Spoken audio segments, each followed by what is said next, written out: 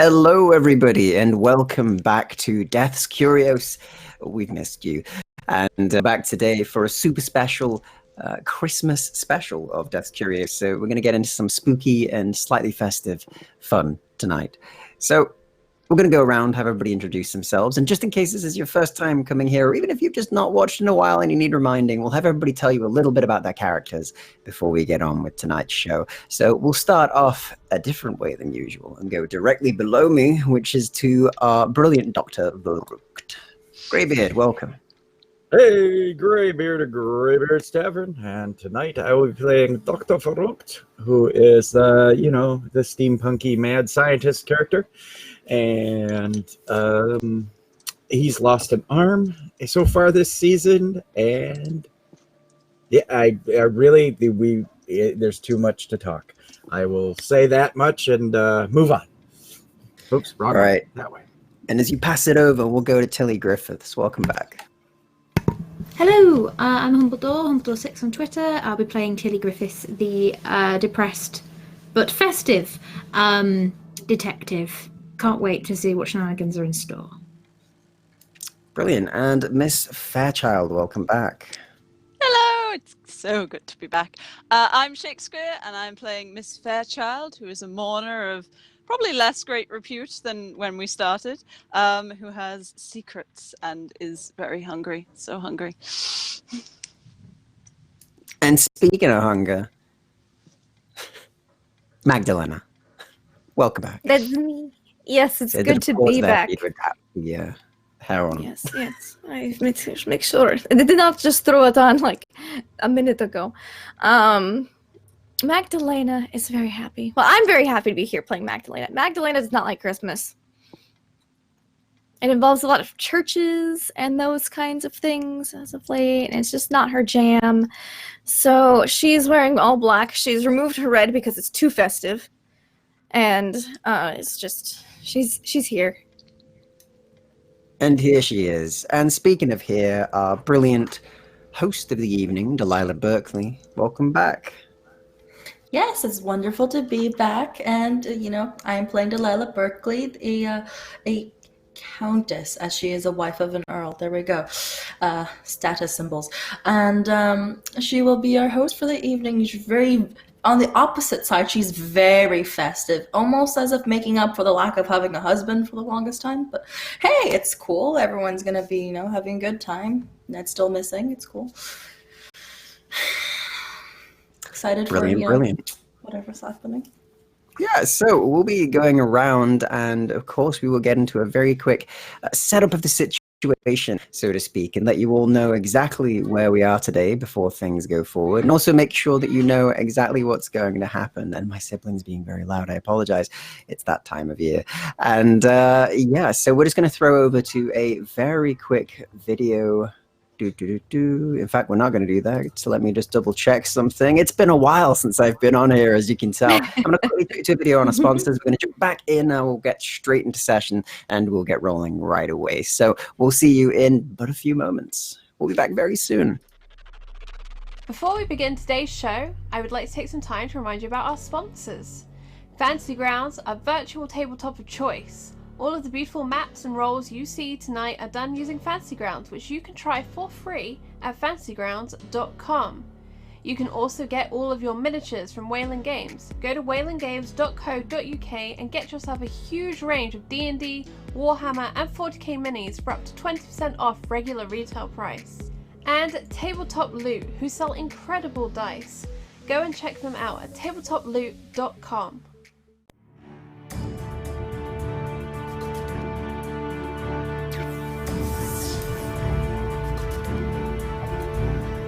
And hello, everybody, and welcome back from where we left you just a moment ago. So we're going to go and let you know exactly what's going on this session. So this session is a Christmas special. We're skipping a few months ahead from where we were before, and we're going to be starting out with a little Christmas Eve moment in Delilah Berkley's household.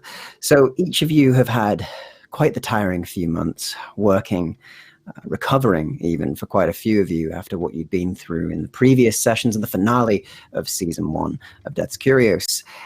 And since then, you've not really had much time to get in contact with each other. And that's about the time that you all receive, aside from you, Delilah, invitations from a Lady Berkley inviting you to a Christmas Eve gathering, just a private one for all of you at her household. She says that food will be provided, as will drinks. It also notes that you should bring presents for each other. And it's on that night, as each of you begrudgingly or not begrudgingly or happily arrive at the manor, that you see a light dusting of snow around the area, and it crunches underfoot, and you see the large manor of the Berkleys ahead of you, the gates wide open, and there seems to be tinsel on the outside of them. And you can see the doors open as you all step near, and the servants let you in. It is very warm inside and very calm, but you can hear the tingling of a little bit of music inside as a live band plays some very merry tunes. And Delilah, your host, greets you all. Tell me, what are you all wearing this evening?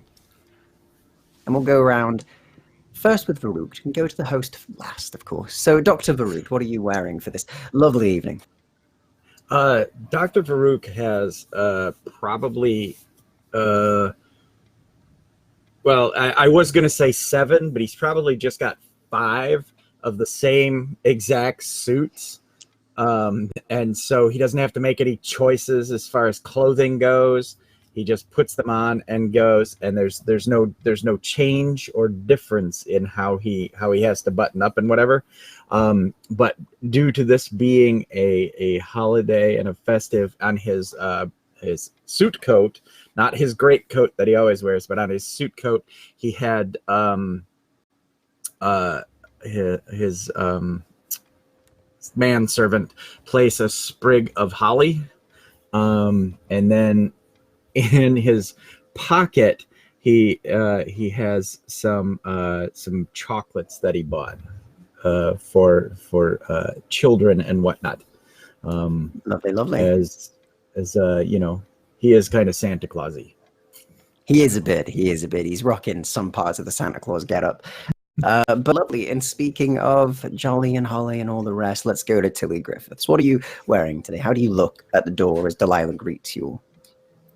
She is bundled up in a very thick coat with a quite a quaint knitted scarf in like deep reds and greens. It looks very handmade and a little bit old. Her hat looks a lot more festive than usual. It's got like kind of like a wreath arrangement around the hat. And as you look down, you can sort of see like these strange pointed shoes that she's wearing that look a little bit different than normal. And she's wearing lipstick, which is quite scandalous, as it is bright tinsel red. Indeed, and scandalous you look upon the doorstep of Delilah Berkley's estate, as, speaking of not scandalous in any means, Miss Fairchild, who obviously has had no scandals in their lifetime. No, clearly. Miss Fairchild is wearing what Miss Fairchild always wears, which is basic black, maybe like an Ulster coat. She is wearing a cameo brooch, where she'd normally have her little like black cravat thing, which looks weirdly like a horse skull. But apart from that, she pretty much looks like she always does, like she's going to a funeral. Did she bring the kid, though? Did she bring her son? No. Darn it. We've learned a lesson here. And speaking of learning lessons, the one who never does, Magdalena, what are you wearing? Like, excuse me? I learned how to make some human friends-ish. It's a process. Magdalena is wearing all like different shades of black. It's black on black. Normally it's, you know, some red or burgundy or royalish purple under with her black, but it's just all black. First time you've seen her. Almost as if she's in mourning or incognito, trying to kind of, it's nothing too extravagant. It's very sleek, very fitted, understated makeup compared to her regular, almost as if she's like, I hope no one recognizes me going out to a Christmas party because Christmas, which is so opposite because I love Christmas. And she's kind of got a bit of a dour expression on her face, and I think she probably brought Cooper with her, and she's dressed him up pretty nice. Brilliant stuff. And Cooper is dressed up too. He's come dressed very neatly and nicely in a very elegant suit that's very much probably third hand. And speaking of somebody who never wears third-hand clothing, Delilah Berkley, how are you presenting yourself today as your guests arrive at your household? In the right way, which is dramatically and with flourish, as she'll be sweeping down the banister, walking with her extremely beautiful red dress, as she's like, welcome everyone, and as she turns, like a little swish, as she's wearing a very red satin dress with fur trimmings, and she's wearing a different fascinator, different from this one. I'm too poor to get a new one. With holly and all the cute little Christmassy feels to it. She's very red and very white furred, kind of Santa feeling, but not. Ned commissioned this for her before he went missing. I certainly did. And so that's what you're all greeted with as you all arrive at the doorstep of Delilah Berkley, and the heat from inside wafts out, and the freezing cold outside feels very contrasting to the warmth and homeliness that seems to be within. And the music rings out and carries out into the air outside as the unseen band plays their music. Well, I don't think we should just stay here in the cold. Shall we go in? That'll be good, says Cooper as he looks up at Magdalena. Yes, just give a let little us snap. go in. Yeah, who died? Oh, Quite a lot of people, all of the time. My holiday spirit. But I thought we were Step coming in. to a funeral, says Cooper as he looks at Magdalena. The only thing that has died is my holiday spirit. We can go in. Well, that's not good. We'll have to fix that, he says, and the young man walks in. sorry for your loss, Mr. Ville. It's entitled very, very, very long time ago. Well, perhaps this one could be revived, quite like the undead. Maybe presents would help. She Delilah claps her hands. Speaking of which, did everyone bring something? Yes. Yes. Wonderful. We Yes. could put it under the tree here, like this giant, 2-3 story tall pine tree she got cut just for the occasion. Yeah, you've had a tree imported that shouldn't actually be able to grow, and it's an Yes, actual. I love dead trees. tree. So Yeah, great. it's an actual. She's like, oh Been yes, growing. I do too.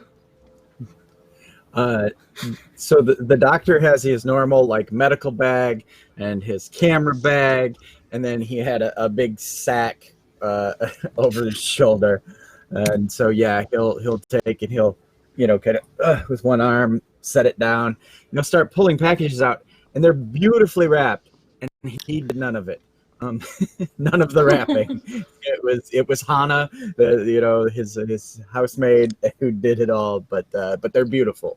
And puts them all in place, and then I guess in the end he takes the bag out and puts it in the coat room where he's left his medical and camera bag also. Now, And aside would from your everyone like guests, to of course, have a cup of tea? Delilah, did you invite anybody Yes, else? Did I invite anyone else, or is Yeah. Mickey still staying at my house and I'm feeling like Oh, a Mickey's- depressed, Mickey's here for and Christmas. disappointed Mickey mother? Mickey ain't leaving. He's probably put on a couple pounds, Am I that disappointed mother? Am I disappointed mothering him? Basically, Mickey, yeah. you have the world waiting for you. You're supposed to be. Oh my fuck. Delilah doesn't swear. Delilah, I can't leave. I've got to get these things sorted. And I'll leave eventually, but first I got to eat these donuts. Ugh.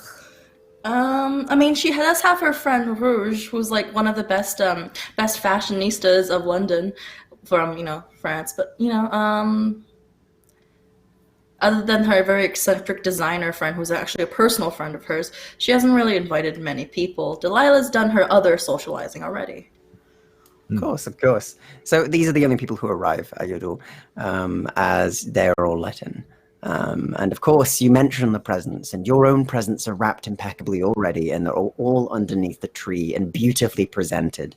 You're used to celebrating big in America when it came to Christmas, and since you've moved over here, it does seem a little more muted, but maybe that's all of the death. But still, the good thing is, you can bring Christmas cheer to them all.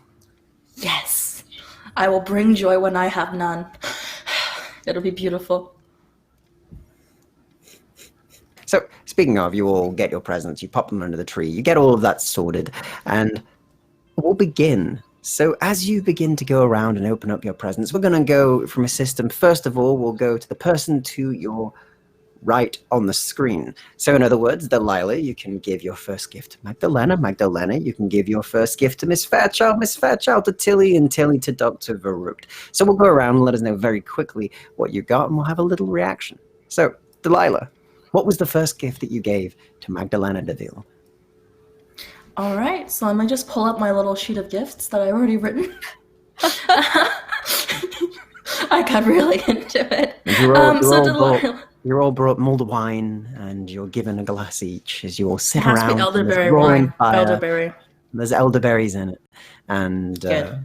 you have the multiple packages under the trees. You sit and you begin to get handed presents. So for Magdalena, she's getting a nice set of paints. Now, particularly, she's gotten like 2 specific jars. One is gold paint, and one is a really beautiful deep blue paint. And to the trained eye who's actually seen this, that's actual gold paint, like actual gold.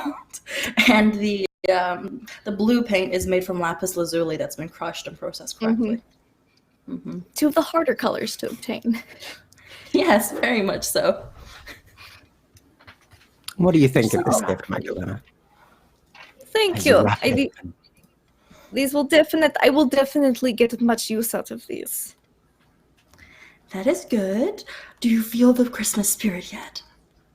I feel like I can do some more paintings. In the spirit of Christmas?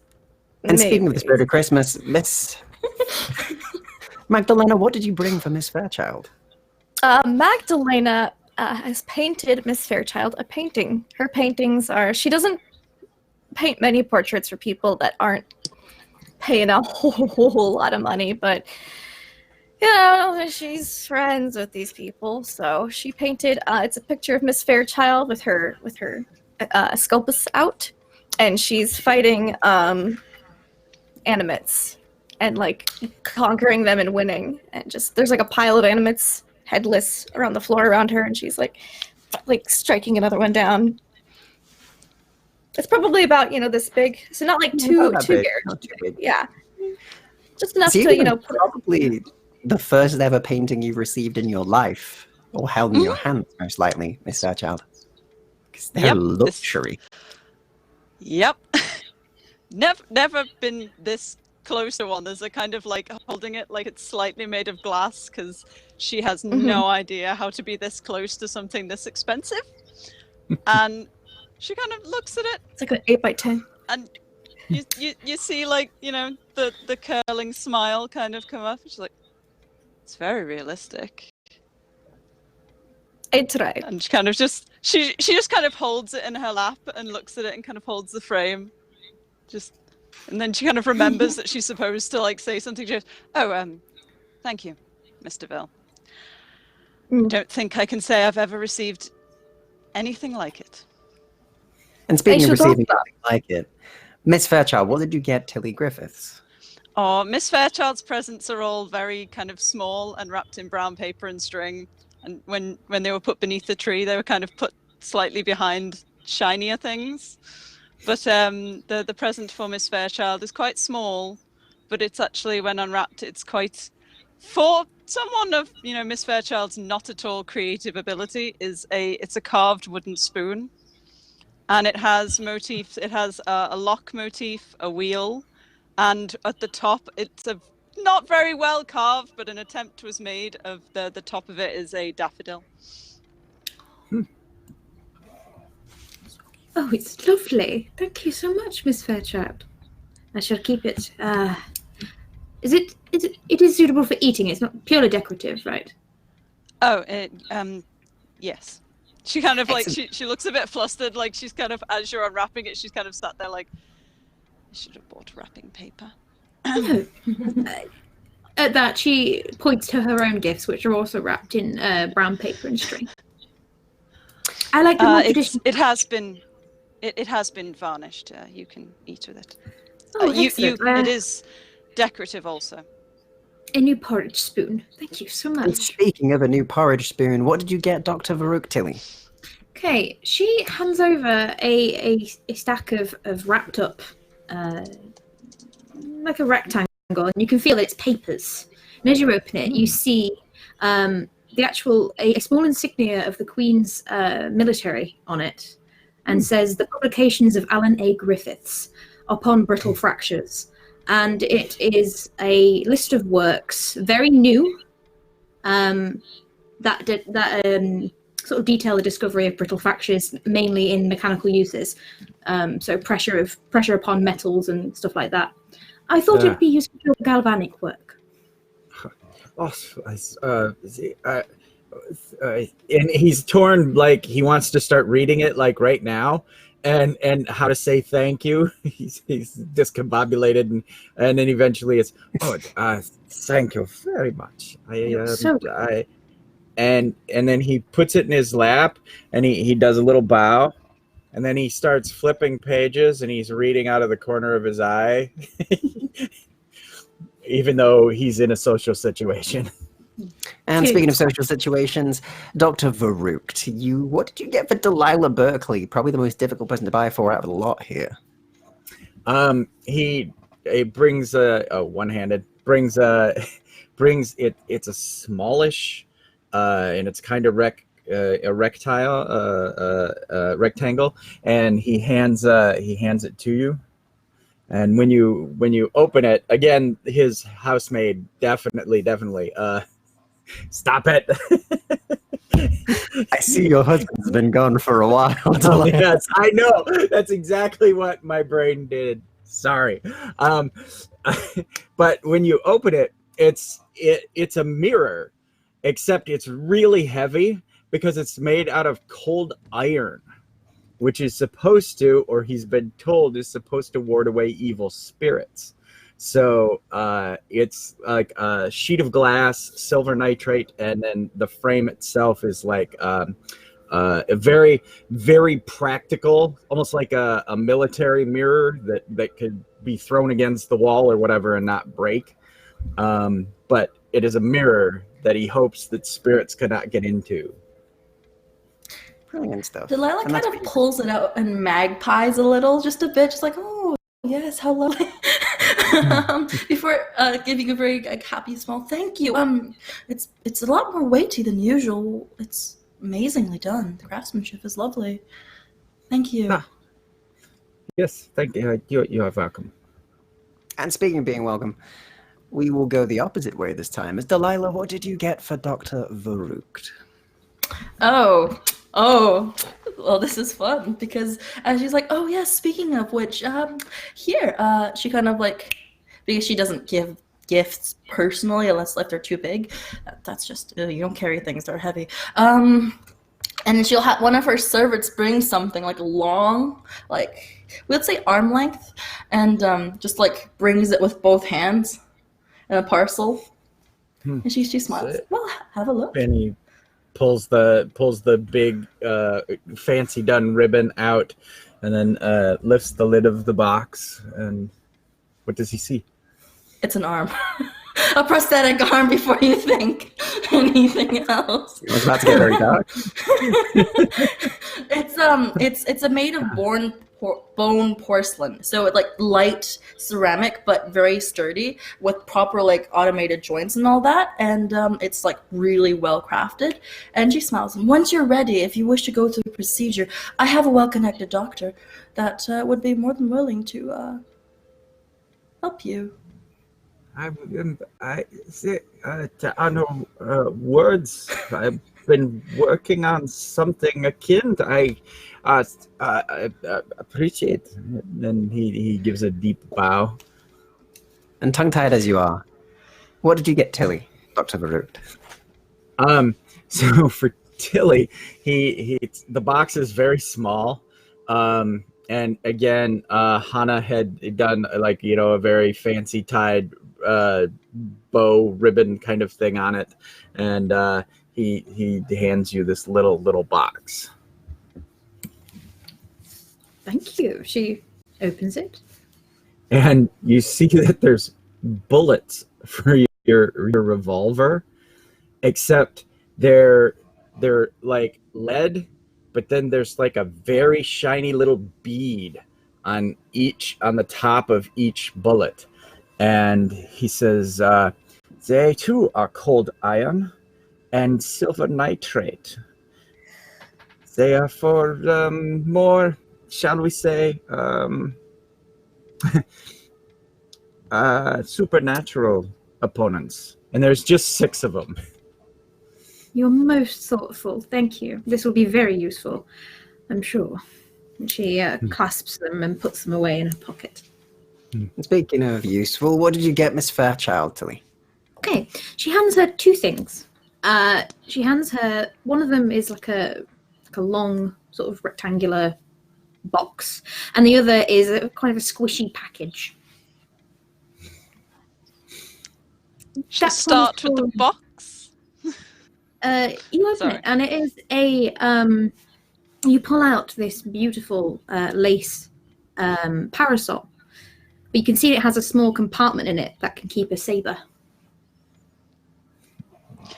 When she first sees the parasol, there's that moment of, and then when she takes it out and examines it and notices the compartment, there's just like the slight smile again, and her shoulders kind of relax, like, oh, you know me. Well, you are awful at borrowing my parasols, Miss Fairchild. Indeed, and I wouldn't like to get an unseasonal tan. I think I can find quite a use for this. Thank you, Miss Griffiths. And then she kind of squishes the other one. She looks a little embarrassed. You may open it, but it is for your ward. And she'll pause and think, I probably should take this, but I need to know what it is. And there's a kind of almost apologetic look as she opens it. You open your child's Christmas present, and what is revealed? It is a very handmade stuffed rabbit, and it's patchwork with little button eyes and a button nose. And you can see that some of the stitches aren't quite perfect, and she looks like a little embarrassed, but before she straightens out. Miss Fairchild, an actual smile graces her face. It's not just the curl of her mouth, but she actually looks down and smiles and holds it far more carefully than she did even the painting. And we'll just kind of hold it and say, I don't believe my ward has a rabbit yet. I'm sure he'll love it. And she'll kind of tuck it like really gently next to her so that it doesn't get lost. And speaking of lost, what did you get for Magdalena, Miss Fairchild? Magdalena is handed a card in an envelope, and it looks very, very boring and unassuming. But when opened, it actually has a small letter sealed with the Guild of Mourners seal, with a small little card explaining that it is in fact an appointment with the Master of the Exculpus at the Guild to see them about acquiring said sword. Oh, there's some suspicious reading. Is this a death threat? Is this Magdalena, you have an appointment to receive a sword from the Mourners Guild. Thank you. I can't imagine it would replace something as valuable and antique as your previous, but I wouldn't like to think of you without a weapon.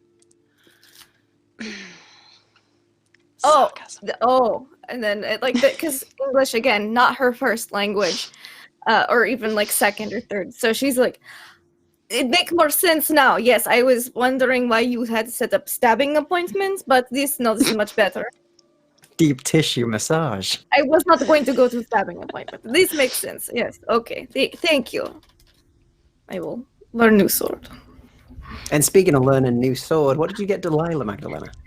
So for Delilah, she pulls out a larger package, and inside is about because she's been around this house a bit, about mantelpiece size, so decent size. It's a portrait of her husband, and her son Teddy, like a family portrait. Oh. Delilah, how do you react? She usually is not given to excitement in that way, but she will actually jump and squeal like, oh, like, because she's been pestering and begging Ted to get one of these portraits drawn by Magdalena since before session ever even began.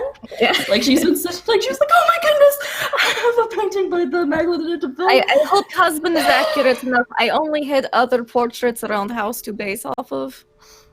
Yes. A picture. And how many cats with human faces did you put in this portrait? None in this one. None. There's no cats in this one. Right. Just the three of them. Are there any cats in Thank you mine? so much. There's like one alley cat, just like it's like real small. You can barely see it. It's in the streets. You know? Have to have vampiric vision to see it. Yeah, it's really only if you get real close, if you got like looked at it, that you'd notice it. But Okay.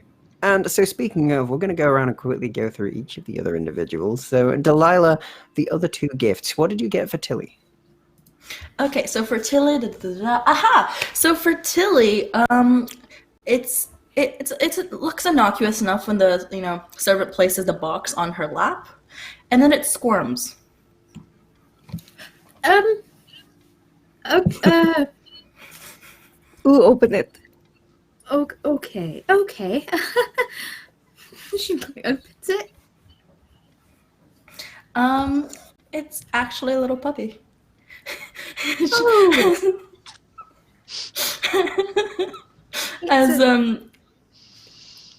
What breed is it? Well, okay. So she got a companion dog for Tilly. So probably one of the things she got for like one of the little, not little things that you could have as a lap thing. So like a mini Little lap corgi or dog. something. Like a Jack Russell. Oh my Corgis God. are English. Yeah, that's true. Corgis are very Very English. Yeah, English. she would have.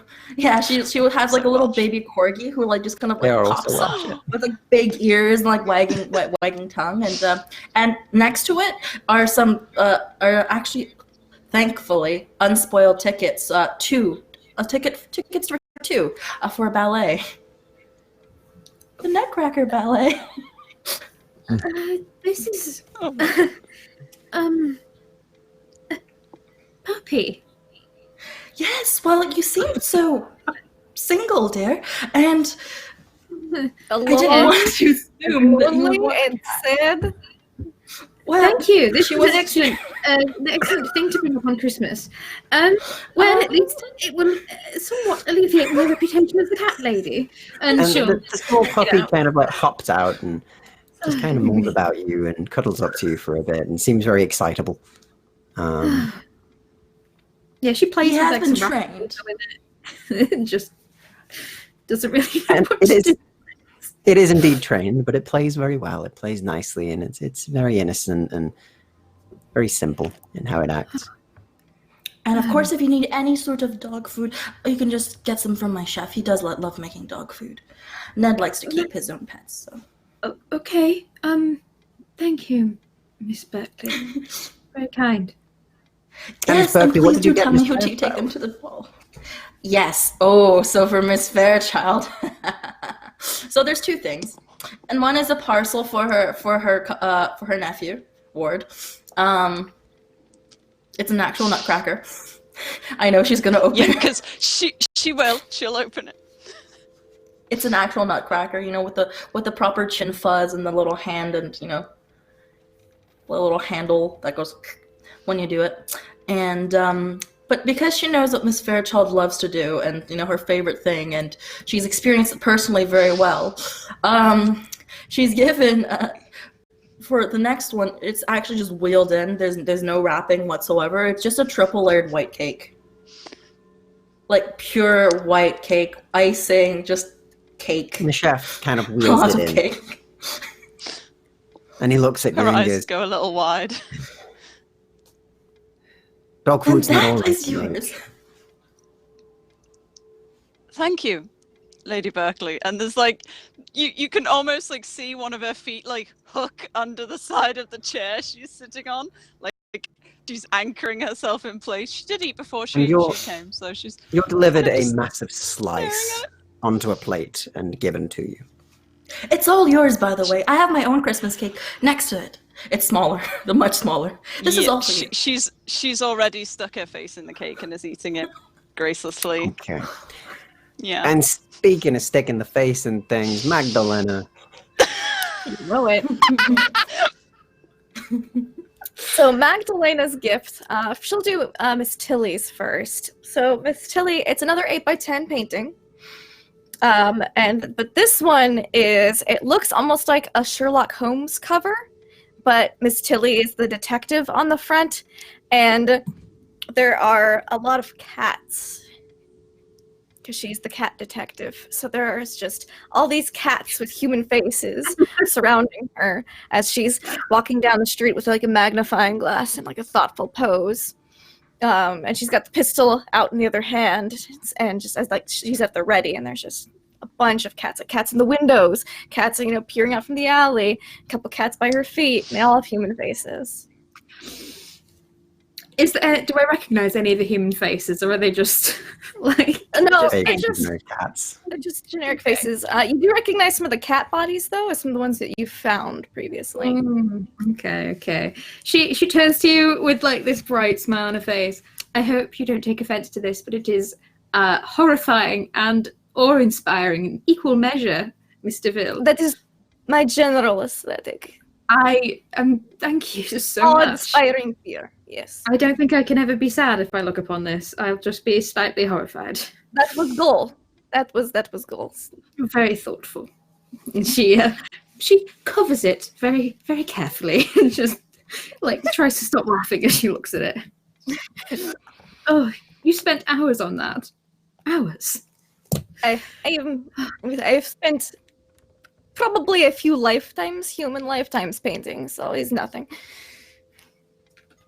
And then for Dr. Verrucht, it's a painting. It's a little smaller than the rest, maybe like a 5x7, and it has like a thicker frame. This frame actually that opens up, so it's like a little compartment behind it. The frame is just a portrait of him, looking very scientisty, very doctory, very thoughtful. But inside is a vial with a few drops of blood. Yeah, like I said, he was like reading. He was like he was like reading along, like with one eye and just kind of half paying attention to everything else going on. And now when he looks at it, and he's kind of proud of it being him. That's a great picture. And then when he opens it and sees the blood, it's kind of like when Miss Fairchild hooked a leg around the chair to not leap at the cake. He's like, he almost stood up and the papers would go flying and he was going to go to his lab immediately. And then he looked around, everyone and like social obligations on the inside. And he's like, you just have to promise not to use it against me. Oh, no, I would never think of it. Thank you. And he doesn't know where to put it, and he puts it like on the papers, but then he moves it just enough to keep reading.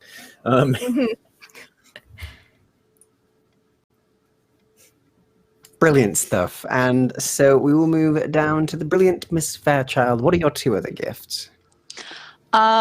Miss Fairchild's gift for Dr. Verrucht is quite small and cylindrical. When unwrapped, it's actually a sheaf of papers just tied with very simply with a red ribbon. When unfolded, it seems to be all of the doctor's and engineer's notes for her eye.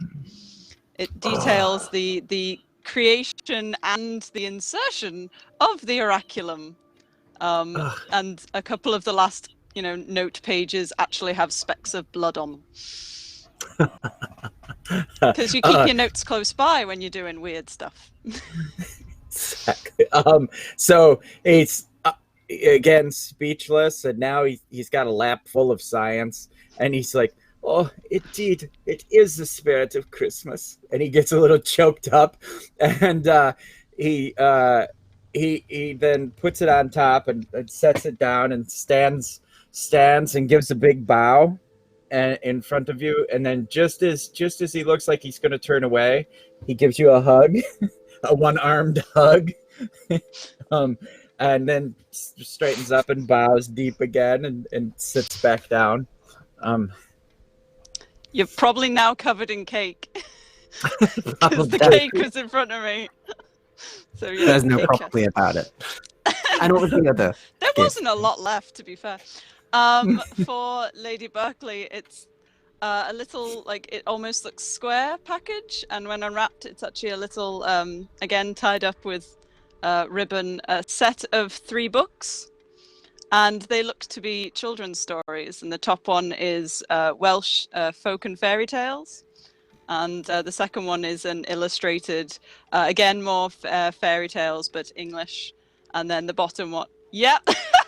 Wow.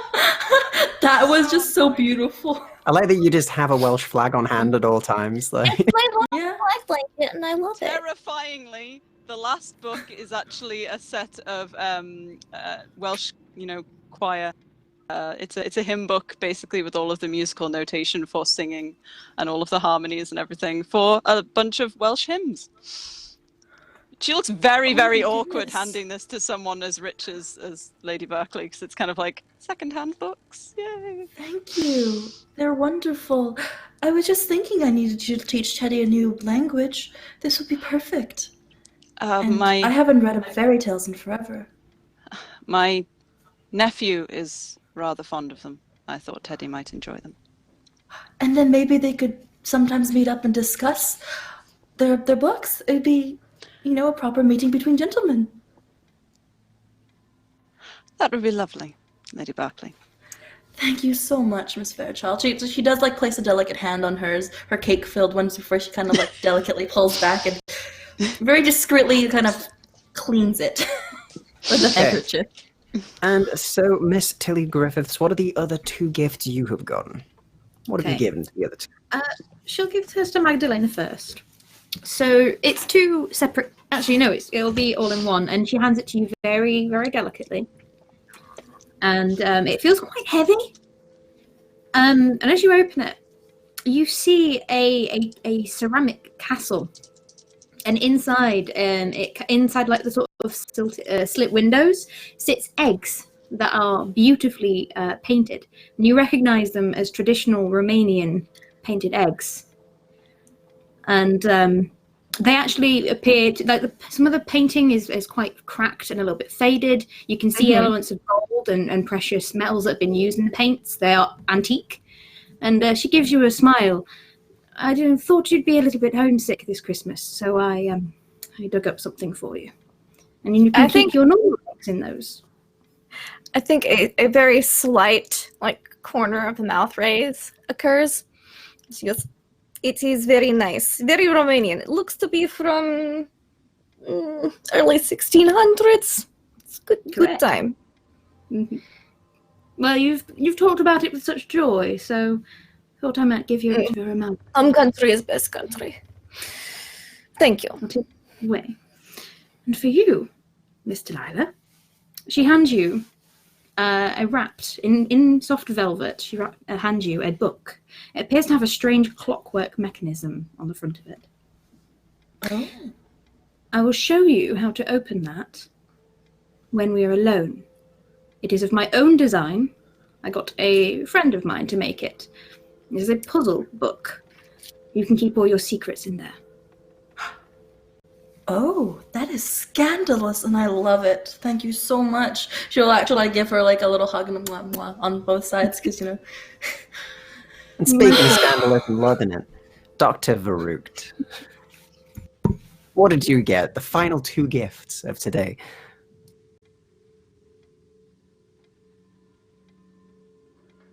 You're muted. You're very quiet. You surely don't have it. I'm trying to be polite. Silence. He can't grab and lift with one arm Magdalena's package, so he has a servant help him bring it over, and it looks like a dress box. It looks, like if you had a dress made and delivered, they would bring it, and him and the servant set it in your lap, and you'd think it would be heavier than it is, maybe. And when you undo the ribbon and you open it, and the box itself is like a faux velvet, so like a crushed felt, but all like blood red, and the ribbon is like a purple with gold trim. And when you open it up, it's actually a breastplate, a very feminine breastplate, and it's made out of titanium alloy. So, like, almost nothing will go through it. But it's just your chest. It's just a very small. It's not in the back or anything. Just where a stake might be tried to be driven through.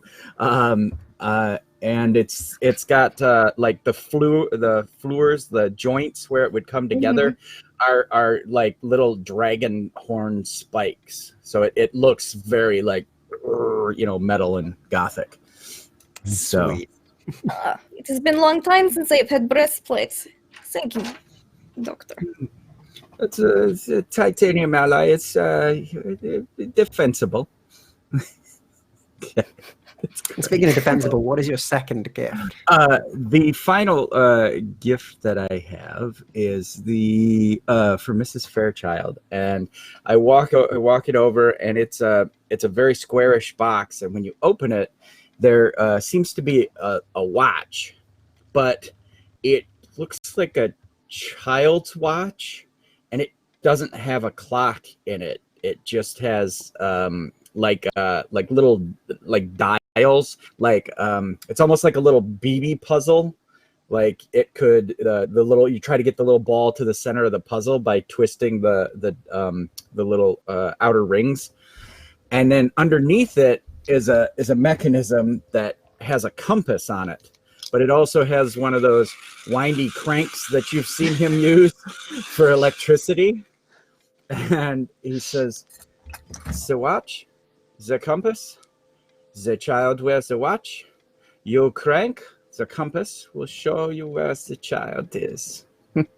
You may keep an eye on Havelock. That's up to what's 100 feet in meters? 33 meters? Yeah. So he says up to about 33 meters. And she just kind of like sits with it in her hands, and she is absolutely speechless because, like, that's gold tier of things that Miss Fairchild needs in her life. Just like, and she kind of just like really gently like puts it back in the box and closes it and looks up and says, "I'm not sure how to convey how much I am grateful for that gift, Doctor. Thank you." And it's about that time, as you're thanking the doctor, that Delilah, you hear a knocking on the front door. I don't think I asked for carolers. I'll be right back. She kind of, please, no glances carolers. off. I hate him. She nods. I prefer opera myself. And then we'll kind of walk off. Of course, she glances over at one of the servants to open the door. And they do so dutifully as soon as you nod to kind of give them the go-ahead, otherwise they just ignore it. They open the door. And outside you do see a gentleman you very much recognize in a very sort of heavy woolen coat that's pulled over right now. It's very fashionable. As you see a Mr. Lucifer Grimoire outside, and he seems to have what looks like a sack with him. How very gracious of you to join us, sir. I'm not here to join you.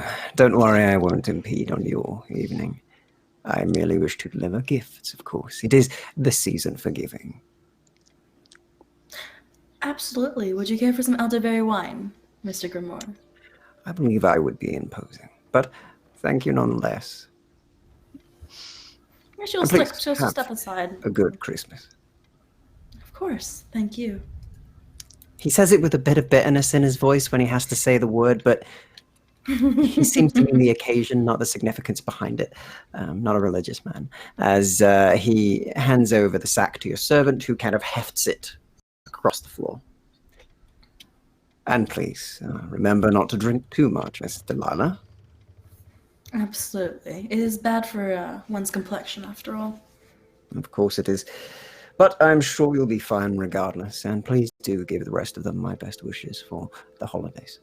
You will not be joining us, at least to say hi. I believe some of you would prefer me not to, and I do not wish to impose Very on well. them. Not today, of all days. Oh, Other days I'll Merry impose on Christmas, them Mr. happily. Gilmore. He says and smiles slightly at you.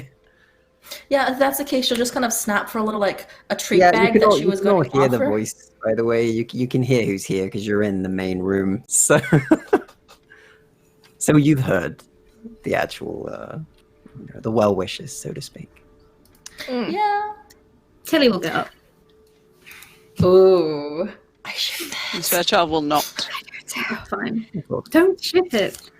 You And, have an extra ticket for the ballet. Damn it. I'm going to have to now. She'll quickly pull out a card, quickly open the envelope and stuff one of the tickets inside and close it. Yes! Miss Fairchild is going to eat another piece of cake. That's fine. I thought you said yeet, and I'm just apparently too into internet culture nowadays. Yeah. And I mean, it sounds she'll about go right. out. She'll go out. Okay. no Magdalena problem. will You go just out. say, I hear you are as enthusiastic as I am. Yes, happy night. I have much to get through this evening, but yes, happy night to you too, Magdalena. Mr. Grimoire. Miss Griffiths, he says and nods to you. Politely. Didn't think you were a festive man. I'm not. But you all are, so I see the need to be festive-ish. Right. Well, many happy returns. And she hands over the card. Oh, he looks honestly confused for a moment and goes, it's for me. Yes. Thanks. It's a Christmas card, Mr. Grimoire. Yes, can't say I've got one of these before. Thank you, Timmy. That's lovely. Do I It's open all right, it and now or later?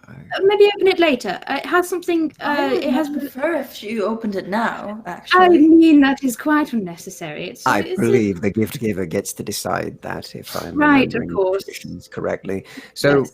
thank you very much, Miss Griffiths. I will see you soon, I'm sure. Have a lovely season or whatever it is. Before you leave, Mr. Grimoire, I have like my little like basically doggy bag full of like iced shortbread cookies, and she'd be like, for you, for your Okay. journey. So you pass it over, and he takes it and nods and goes, thank you. Yes, you have a good this event. I'll see you afterwards for more work. course. Mr. Grimoire, before you go. Yes, he says, turning around for the third time and kind of walks Sorry. back up again. No, it's fine. You can stay over there. It's fine. It has something in it, and I have one to match. You'll know what it means when you open it later. And she just leaves. He just looks confused for a moment and then goes, very well. Thank you. And then, he will turn on his heels and leave.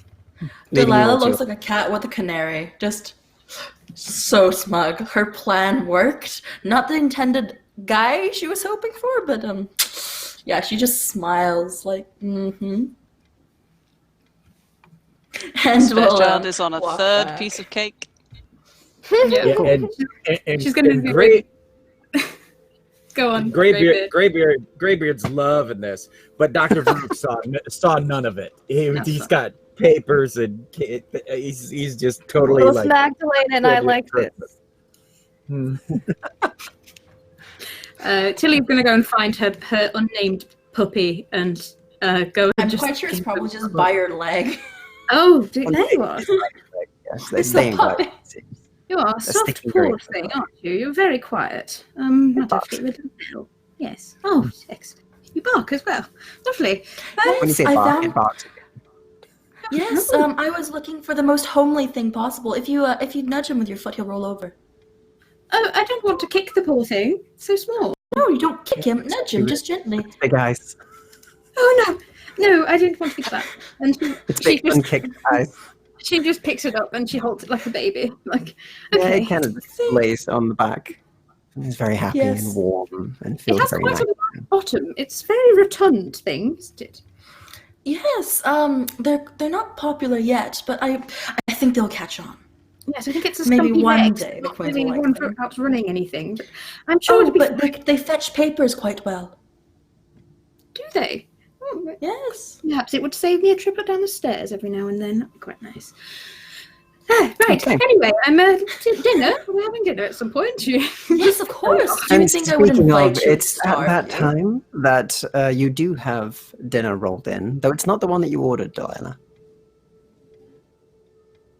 She glances over at the chef and He raises an looks a eyebrow. little sort of like, it ain't my cooking, he says, and then goes, I'll get you mine in a minute. This was delivered. Real fancy folk, he says, and sort of, you see wheeled in a large dinner with silver platters over it, rather large silver platters, and you are hit with delectable scents, and one of them has a sticker on it that says, Miss Fairchild. The rest of them do not. But as each one of them is sort of revealed, you're shown delicious potatoes and vegetables being very rare in these times, and you see 2 full roast swans, a very rare delicacy, one of which has a sticker on it that says Miss Fairchild. Aside from that, So there's worrying. a beef and lamb as well, all very difficult to get a hold of. Yeah, Delilah keeps her face very like calm, but she's just kind of scrutinizing everything. Like, is the silverware her own? Like, whose is this? Like, who is as rich to be able to get this? Like, huh? Is there a check for that? There isn't a check for it, Delilah, but Cool, you do just see like- a note that does say compliments from the Grimoire Estate. Oh. I trust It's the even family. more worrying.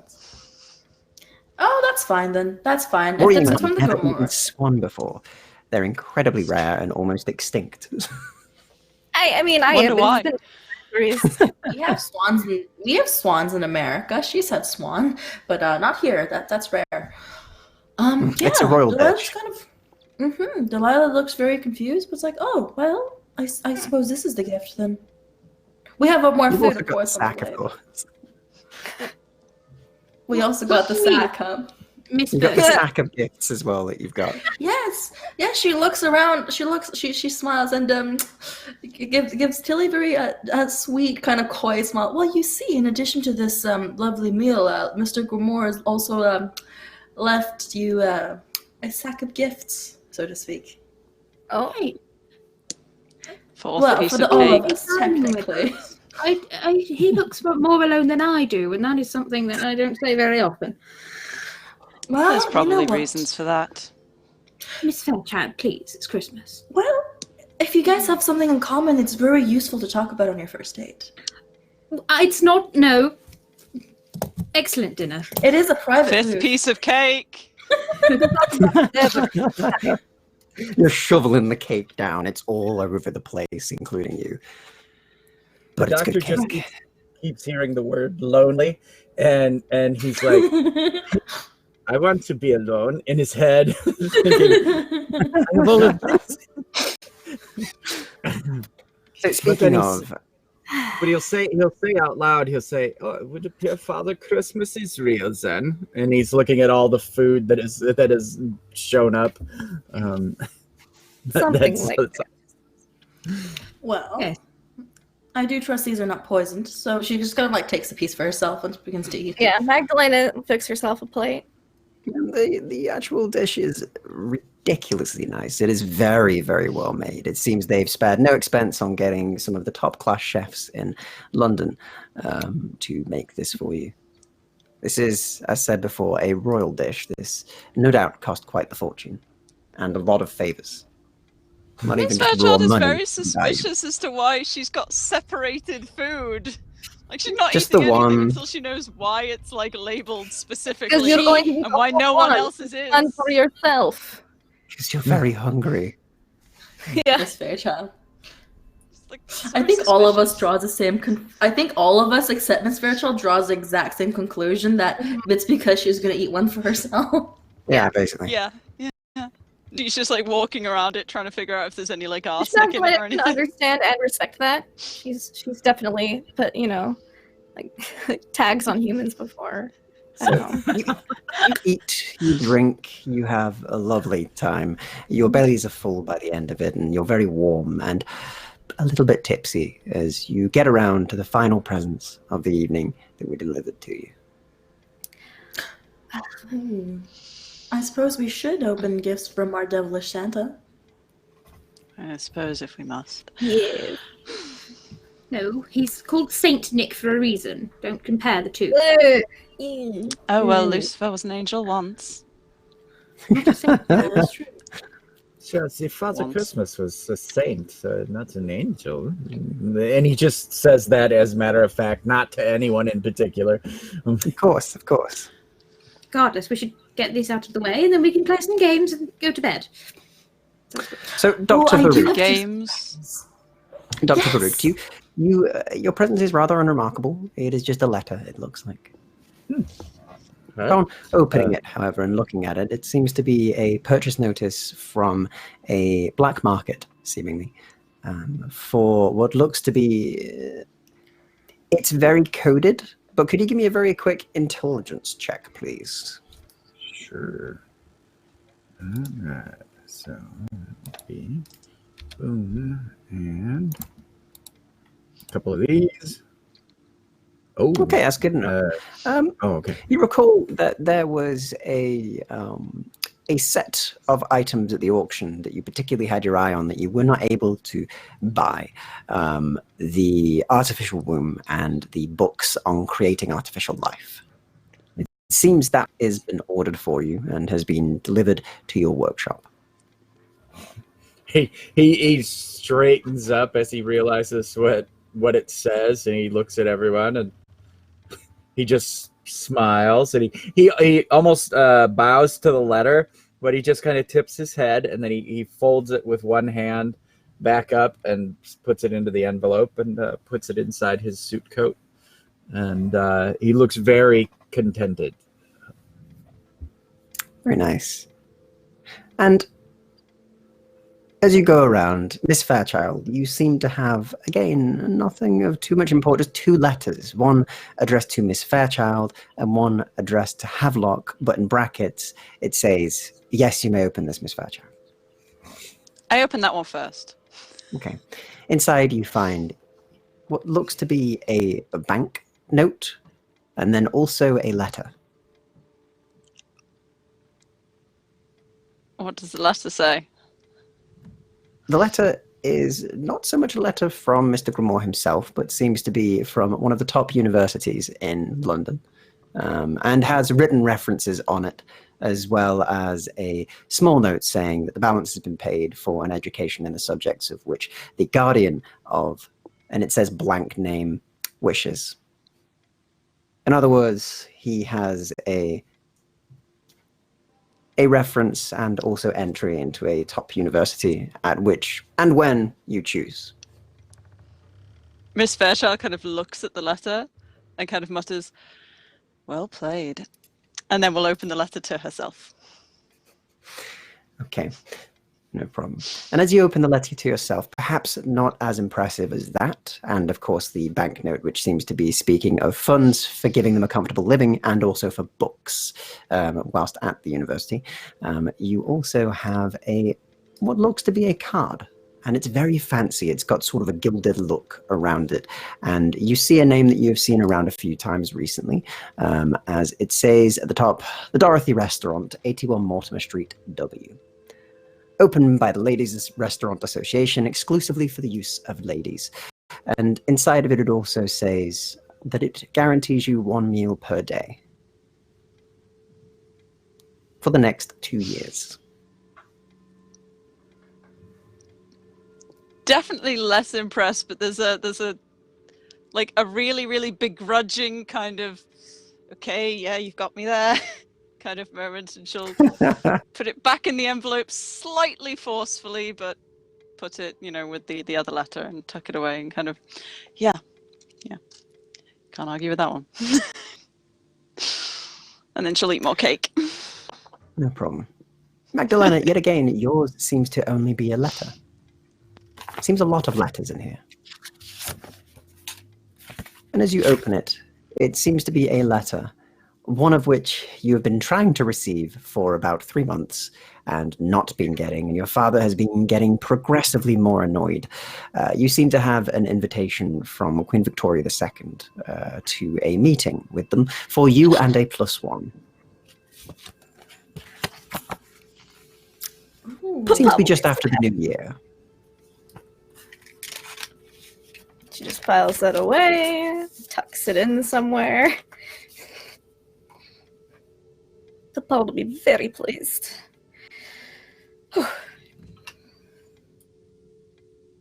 Okay.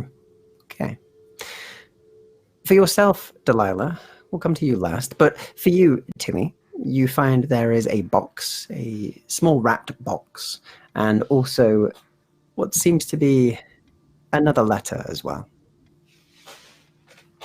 Well, everyone's opening letters first, so, right. And, she'll open up the letter. Okay. The letter seems to be in code. Excuse me, and I hold it up to the light first to see if he's used indelible ink, because he seems to do that a lot. If not, she'll just try and decrypt it. Can you give me a very quick cryptography check, please? I can indeed. 16. Okay, so you managed to decode part of it as well as look on it. In the letter, it does seem to be that the red text itself underneath in the invisible ink is merely a greeting and wishing you a merry season and basically telling you you've been doing a great job so far. And also that, of course, you may meet for breakfast if you wish at any point. He has been improving the way in which he cooks eggs. And aside from that, the actual coded message seems to be what looks to be a set of coordinates. But nothing else is given. But in the code, it does also say, be careful, be quiet, go after the season is over. And she just takes a sit down on the floor. Right.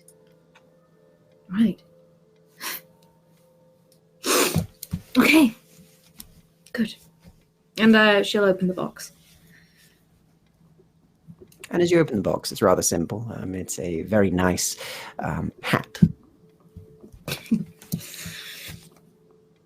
She'll take off her tinseled one and pop that down, and she'll pop the new hat on. It's very comfortable and made of very fine fabrics. Not quite as sturdy as my other one, but quite more fashionable. Very thoughtful. And for you, Delilah, you receive a large box. All right, so quite curious, she'll open it. Inside the box is another box. I hope it's not like one of those Russian dolls.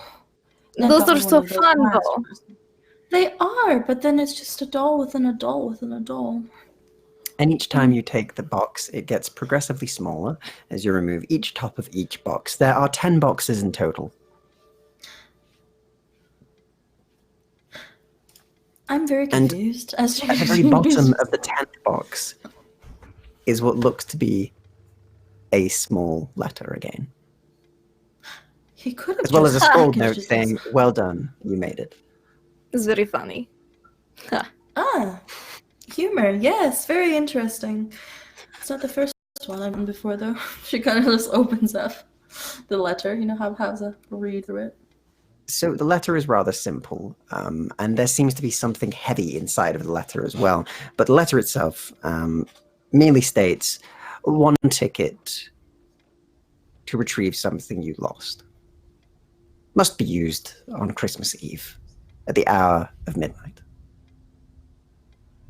She quickly looks into the almost ripping at the envelope open to look for whatever this ticket is.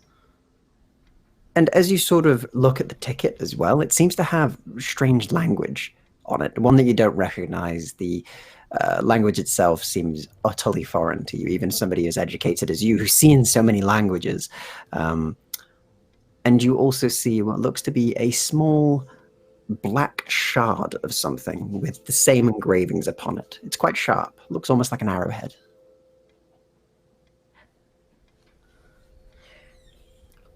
The question is, it looks like an arrowhead, and It does, yeah. it's like, so it looks like it's just one little thing. It looks like an arrowhead. That's it. It's a Nothing little else? arrowhead with some carvings on it. You can give me a very quick, just give me a very quick wit check, actually, as you're looking over it as well. Okay.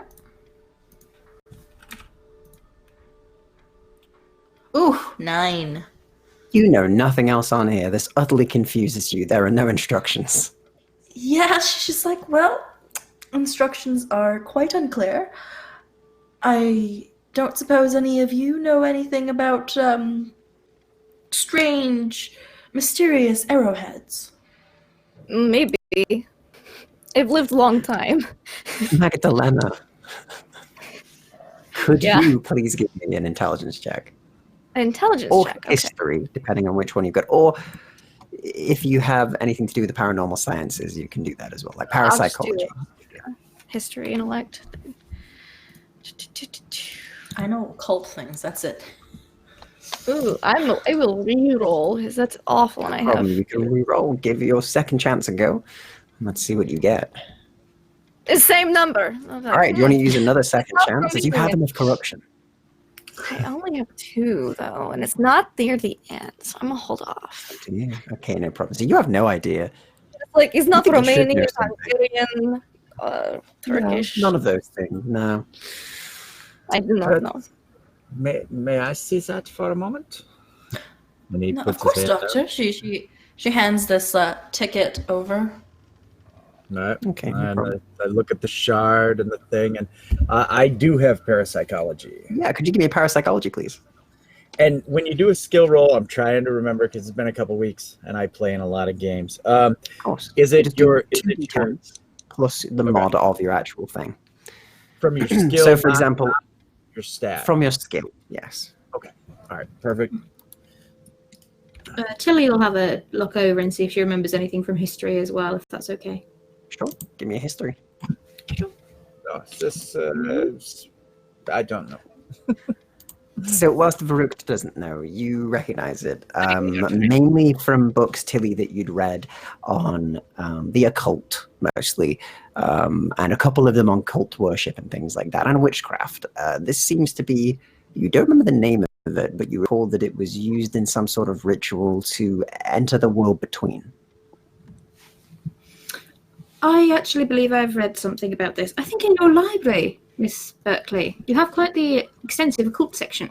This is a kind of a key between worlds, but I would say around 6 months ago I'd be quite hesitant as to the accuracies of that, but you know, we've experienced some things since then. So, and if it's Mr. Grimoire, then yes, I think this is quite the key indeed. I see. Perhaps if I go and find that book for you, we can learn a little bit more about how to activate it. Brilliant stuff. Of course. She kind of nods. I will. Of course, as usual, the library is locked. If you would follow me, I can feel tell you free to, exactly where it enjoy- is, exactly where I left it. Otherwise, I'm more than happy to go and retrieve it. No, you can come with me if you wish. I don't like to walk alone in these halls. Okay, so you manage to retrieve the book and have a read. The rest of you relax for a few more hours. You Oh, drink. Cooper, I almost forgot you were here. Here is Yeah, gift I Cooper got. still sat there. I got No you gift. here. You Here. did? Yes. I was just watching all of you do it for a while, but Yes. You were very quiet, which is good, but I almost forgot you were here. I remember what you said. Don't be heard or seen. It's very good. You're doing very well. Here, Thank you. she'll hand him a gift. And Oh, what's inside this? is basically the Russian nesting dolls, but chickens. chicken, but And they get they they get younger with each one, so the last one's like a little chick. What if it's an egg? Oh, this is amazing. The chicken did come first. Yes. Okay, and he kind of stacks it up and gives you a smile. And despite what you've taught him, he does go over and give you a hug. Thank you. Oh yes, physical contact, very good. Yes, and she'll pat him. You're the best, Mom. I mean, Mom. He sits down. I will be right back. And Magdalena goes and has an existential crisis in the bathroom for a couple minutes. You have an existential crisis. The rest of you research, you drink, you eat, Welcome you to relax Club for a Mum. while. And eventually you finished your research. Given that you know where it is and given that you've got the book in hand to look at, you determine that there is a way to transfer yourself between these things. However, from what you determine from your reading, plus the letter itself and what you've been given, you need to apply a drop of a loved one's blood upon it before you place it against the mirror, at which point you may enter the other world. There is a time limit on it. You may enter specifically at midnight, not 1 minute later or earlier, and you must perform the ritual at that time. If you do, you can enter the world between, and you'll be able to try and find that which you have lost. However, if you don't return before the sun rises, you'll be locked there forever. Well, Quite a pesky exit clause.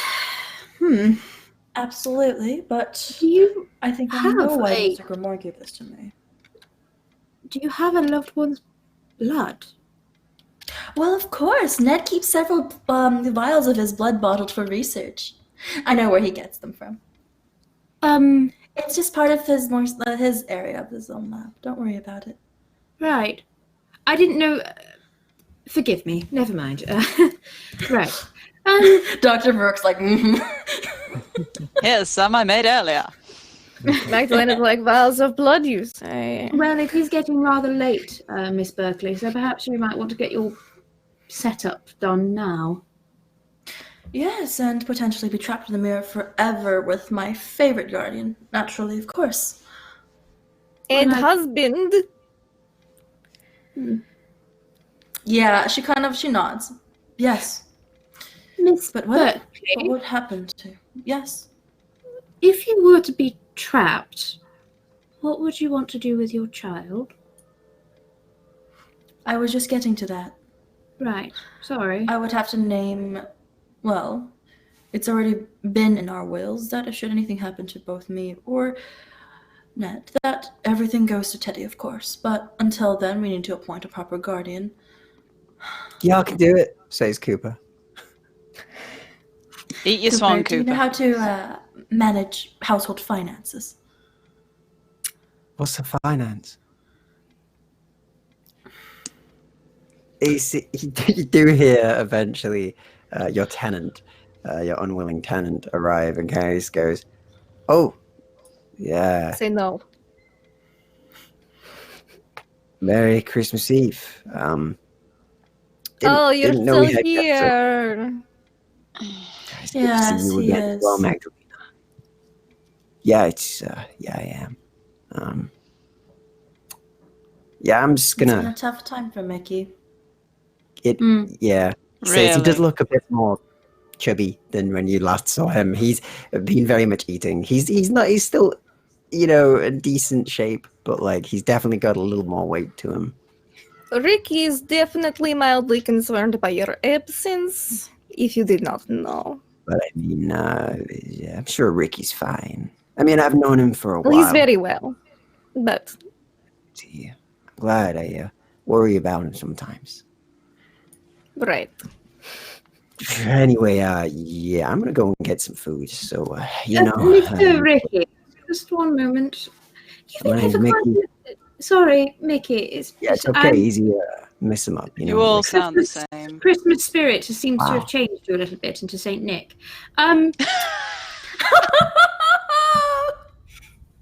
Magdalena's Don't mean by that, mouth goes but, up again. Yeah, sure. You look sure. extra jolly. I've never seen an American look so happy before.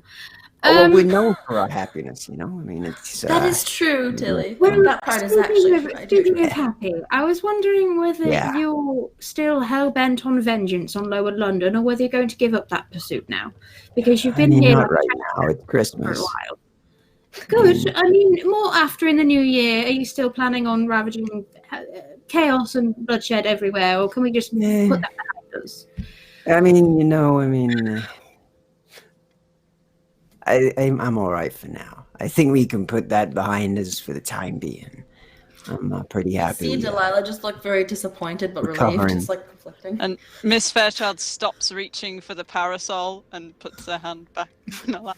But, maybe eventually. But, I mean, I got to gather the boys sometime. But, raising hell ain't good for business, Nor hell. I would suggest that maybe you look into some of your associates, because they have bought weapons of mass destruction. Yes, I've told her already. Yeah, he nods and goes, yeah, I've been looking into it. I'll have some stuff for you after Christmas. The boys are taking the week off. So I ain't got no info yet. It's Christmas. It's festive. No crime. At least for us. That is true. She nods. I'll make it clear to you. I really, really need you to stop that from happening. What, the Because break? No. I mean, The unfortunate weapon weapon that has been bought on the Americans' behalf.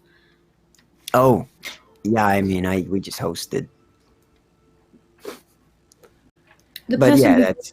affiliated with you. Yeah, she's an angry one. She's very,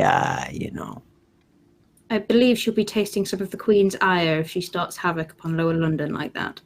You think your queen cares about Lower London? That's sweet and all, but No, but Lady Redthorn doesn't like Americans with explosives.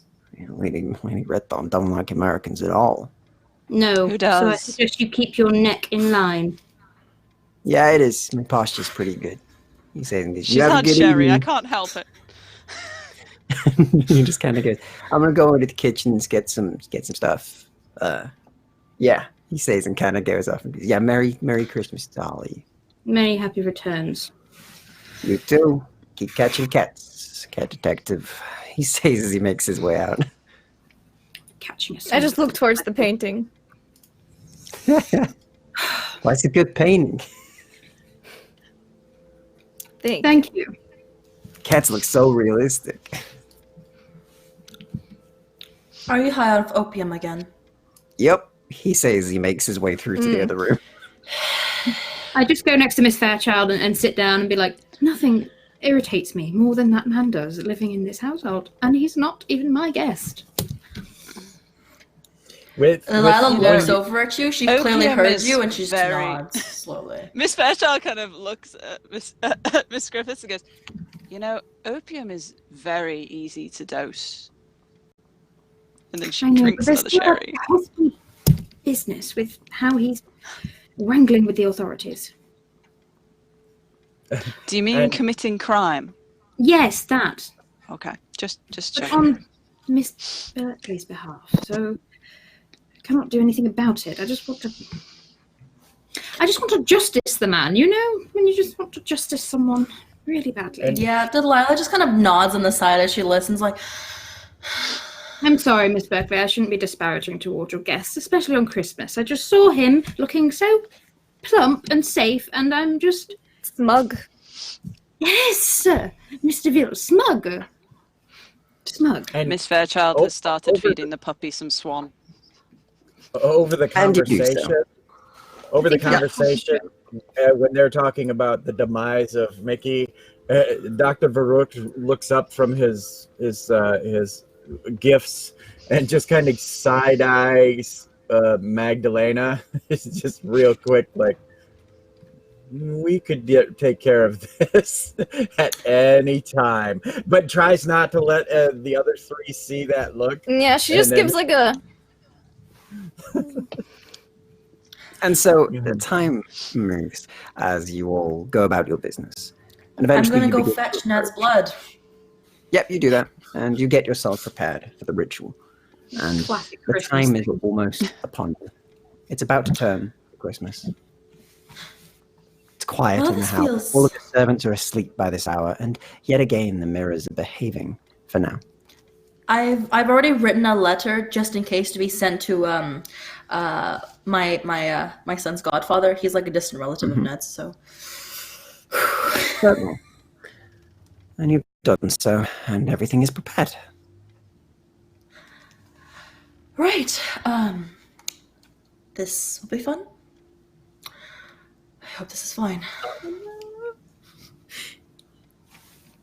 Yeah, she's just gonna hold her vial and then the thing, and just like staring at the clock like this.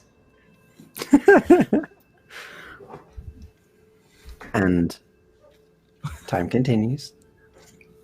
And it hits midnight.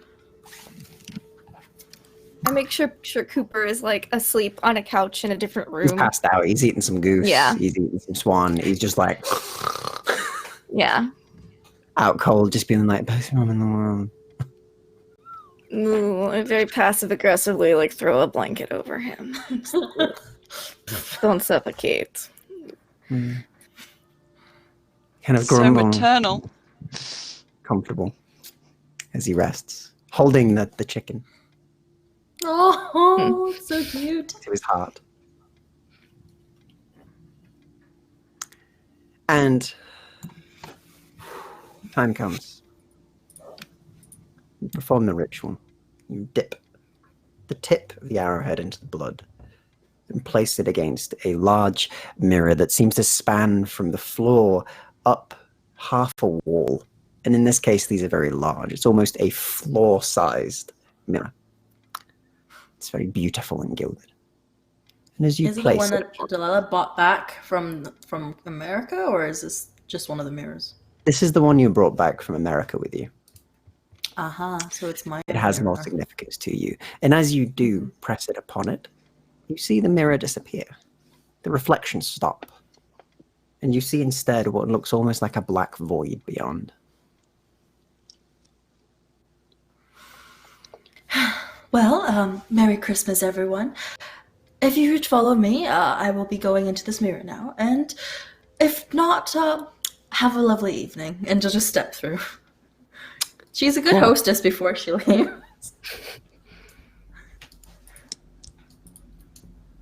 Oh, are we going to somewhere else? Are we all going? Are we going to sit and watch? What do we think? Your choice, people.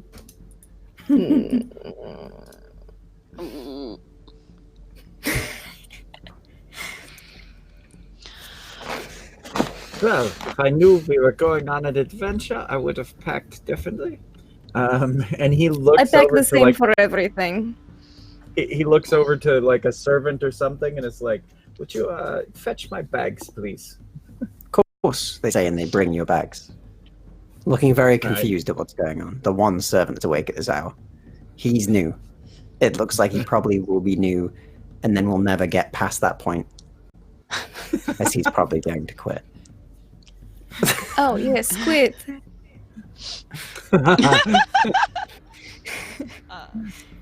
It's Christmas. I got Miss I got Fairchild is going thirsty. to like. Miss Fairchild is going to like find any kind of scrap piece of like wrapping paper or card and like quickly like write something down on it, tuck it with. I'm imagining that they have small piles of things that servants will Yeah. eventually like carry They out. Them. She'll just tuck it among the things that she's been given, and then walk through the mirror after Delilah. Okay. And you do so. As the two of you vanish into the blackness beyond. What about the rest of you? Are you all going?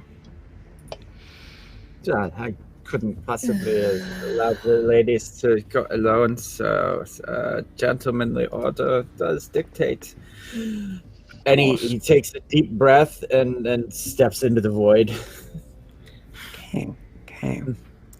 So you step into the void, and yet again you vanish. And Tilly, you've seen most of them walk through and disappear inside of a black void that has appeared in the mirror when placed the arrowhead upon it. Who's left? You and Magdalena. Magdalena's looking very suspiciously at it, like, I didn't get to be 450 years old by doing stupid stuff. Is this too stupid? Well, On a scale I of 1 to expect stupid. more than one of them to go through. I didn't think the ritual would allow that. But our time's running out. Miss Berkley asked me to do this for her anyway. I guess. So, keep them through. I guess I shouldn't be the only person left. Papa would be maybe disappointed. Ugh. And Magdalena will she'll pull her saber out first because she brought her cavalry saber because she doesn't go anywhere unarmed because vampire hunters. And she'll actually quickly put on her new breastplate too, and then go in.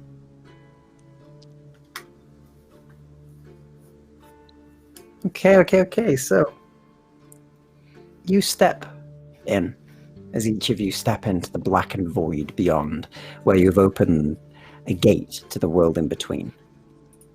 And as each of you step in, you find yourselves in perfect darkness, surrounding each of you completely. No exit can be seen, at least for a while. And as you walk through, you find yourselves completely alone. And after a short This time, was stupid. you find each of you arrive in what looks to be a white paved area, almost a circle in the middle of this darkness, and you see 3 doors: a red door, a green door, and a marble door. And behind you, you do see in the far distance, in the darkness, a single doorway where the mirror was. It's still very clear, and you can see into the other side, into your home beyond. Yep. Lila looks behind her and is kind of startled to see everyone. And she's like, "Oh, you're all here." You also find yourselves without any possessions that you entered with, only your clothing to speak. Oh dear. I am not happy. My weapons are gone. Oh, say, Magdalena's not happy. Does Miss Fairchild have her canes? Oh, they're still in Lower London. She's just been leaning against things a lot more. Okay, She hasn't Tilly had will them go over replaced. to Tilly will go over to Miss Fairchild and put out an arm. She'll hesitate a moment and then take it and mutter a thank you. It's all right. We should really stick together, and of course we're going to be here, Miss Berkley. Well, Yes. I guess we are going through the looking glass now. I guess we On all a get to scale be of 1 to honest. stupid, this is definitely not stupid. She glances over at Magdalena. Maybe it is, but Mm. I have to get my husband back. Yes. And the doctor says, "For science," and we'll Yes, for we'll offer science. his one arm to Mrs. Fairchild on the other side of Tilly. She'll again kind of hesitate and Okay. look kind of like, we're drawing attention to me and I don't like it. But she will put a hand on your arm and kind of again mutter a thank you. And Tilly will put her other arm for Miss Berkley.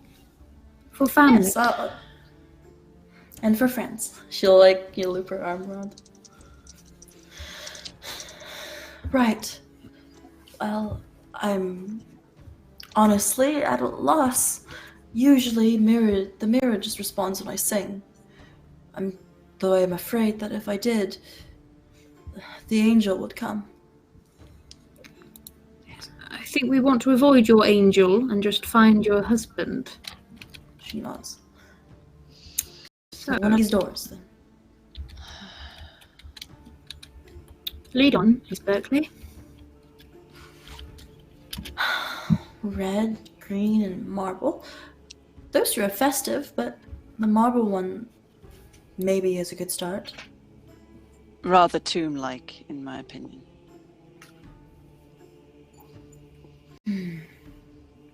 Perhaps. I like it.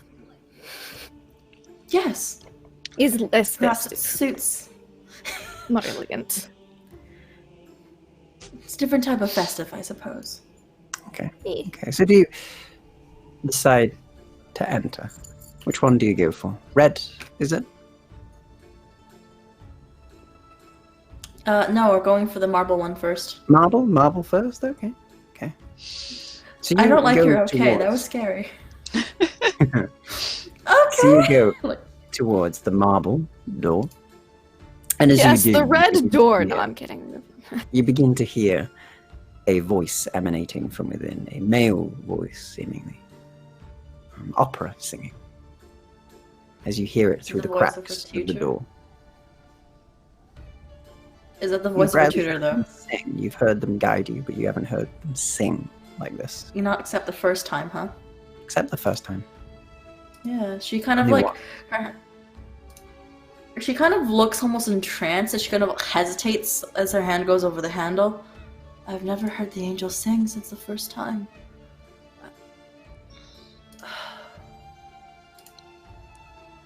It's so beautiful.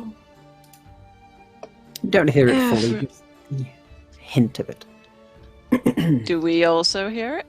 Yes, you all do. It's very done, very well done. It's almost perfect, almost eerily so. For a ghoul, he has a very lovely voice. I'll give him that. He sings like an angel. He's the angelo. I've never heard an angel sing, really. I imagine they have much better things to do. Well, as far as Ned says, angels are merely humans that do good. Truest of angels fall onto earth. Very funny. Very She starts. sweet, Lady Berkley. Yeah, 'cause she kind of like holds her hand out and just, I do not know if we should go speak to the angel. I fear we may anger him, but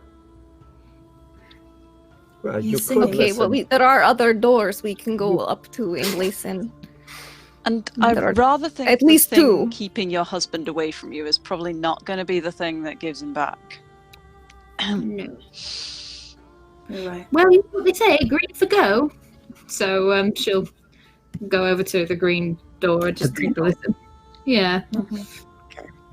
So you go over to the green door, and you take a listen, and you hear chirping of birds behind it. There appears to be avian creatures behind this one. I will listen at the red door. You hear very little from it.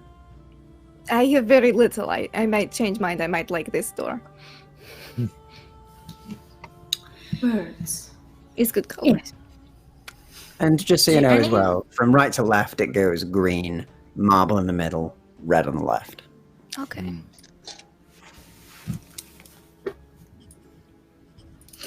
Well, we have to decide. We can't just stay here forever. So All right. Green, go left, right? if no one's adverse to birds, I- then yes. Wait, why would Ned be in the place of birds? She kind of Wait, then we go. frowns. Then we go through red. Why we would already hear Ned be in nothing. a mirror? I stopped singing. That is why. She kind of But the doc- frowns and just walks towards the red door. And the Okay. whole time, the doctor is smiling to himself and like just taking notes of the psychology of everyone, because he doesn't really believe. He thinks this is some kind of metaphysical exploration or something that we're going through, and so yeah, he's just taking psychological notes. Okay. Red Spare door is Child silent. still like- smells of sherry a bit. Silence, So, bird, Rindo? singing. VP, come on. So I found think I she's like headed to the silence. red. red or green? All Red, for green, because it's raise the quiet. hand. Red. Yes. Good. for I red? like quiet. Red. Okay, in which case, as you go for red, Blood.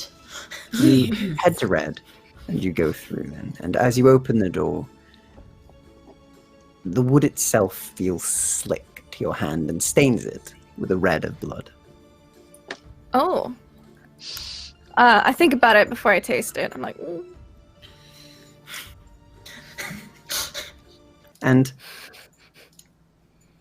as you open the door and touch it, you're each thrown through the door almost in a second as you see no door behind you and you arrive in a strange area. You see almost as if a spotlight from a stage, an area of white cobblestone. And on the white cobbles lays a woman.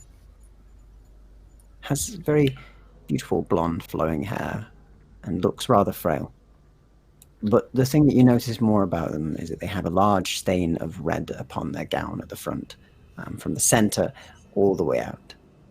And there is a cavity in the chest that seems to have been opened.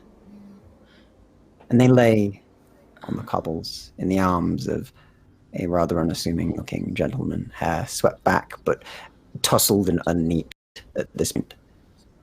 Very sort of fancy suit on with long tails to it, holding them and sobbing inconsolably. Quick question, GM. Does she is the dead lady's eyes open? They are currently. Are they green? Do you want to have a closer look? Yeah, Delilah kind of steps just a little bit closer, very I hope this is not what I think it is. Kind of They are peering green. over. In fact, as you take a closer look, you see very emerald eyes. Oh. Like a portrait of my mother.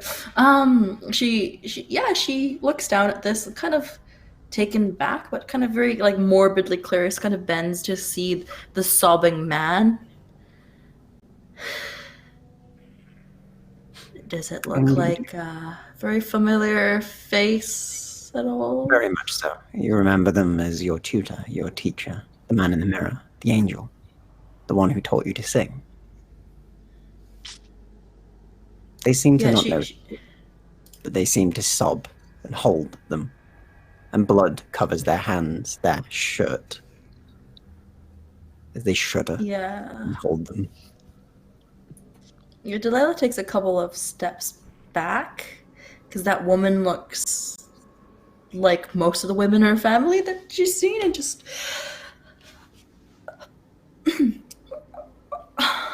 What is the nature of the wound? Can I tell from Yes, here? certainly. Can So I as you smell go the further blood? forward, Does it smell real, or is it just it visual? smells very real. Everything Oh. smells real to you, hyper real. Mm. It hits you very strongly, more strongly than it should, but it smells very real. Okay. It's almost like you're sensing this stronger than you normally would in the real world. But yes, Gotcha. Dr. Flip, as you approach closer, you may give me a very quick medicine check, please, to sort of have a look over them and determine what it is that's happened to at least the physical side. Wow, the dice are against me. Wow. Would you like, well, even on that, I can tell you the basics, Okay. unless you want to reroll. But the basics of it are there seems to be it seems like something has happened to the rib cage. You can't quite tell what, but it seems to have been torn open, and there seems to be no heart in there. How very metaphorical. And he just kind of doesn't say much other than that. He just is observing the scene and then looking at Delilah like, do you know these people? She nods slowly and will kind of gently kneel in front of the man kind of crying and see if she can place a hand on his back almost. She feels bad for him, it's alarming, but... You find you cannot touch them. When you do, your hand almost slips through them. Mm-hmm. She nods and kind of just looks over at Dr. Verrucht. This is my angel. He's always looked like this, but I've never seen him cry. And this woman, she looks like... She looks very similar to my mother, but not. I've never met my mother, so... Mr. Verrucht, Yes. based on your preliminary investigation, how long ago do you think this happened? This scene, as in the body, how old do you think it is? Can I tell?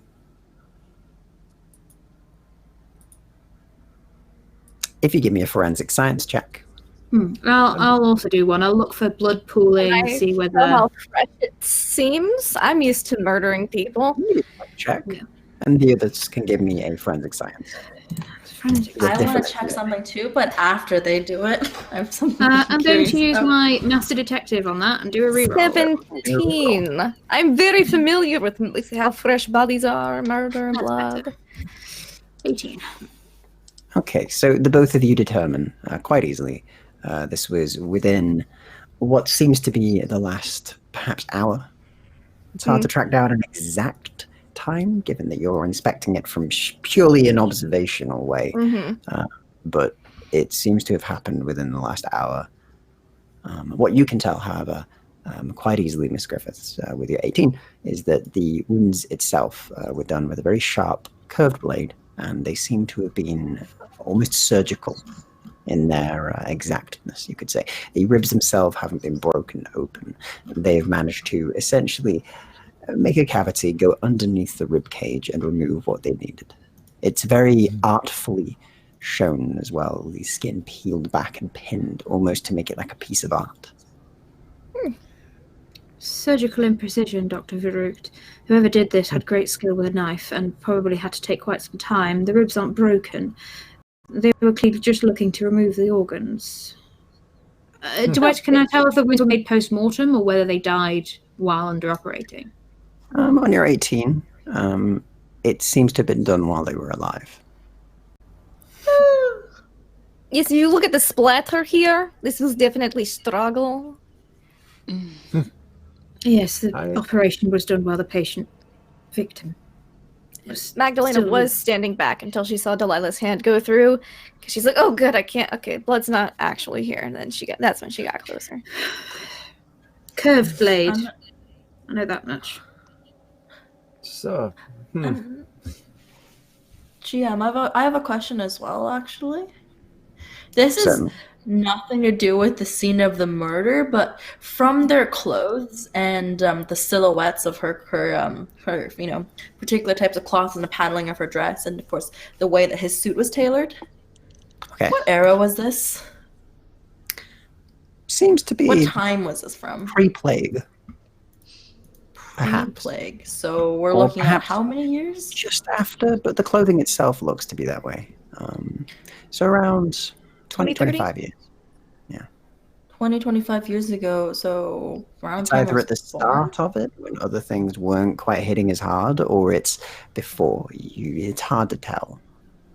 Okay, so maybe just before. So the angel, she kind of frowns as she kind of takes this in. So my angel was alive around when I was born. Yes, they were.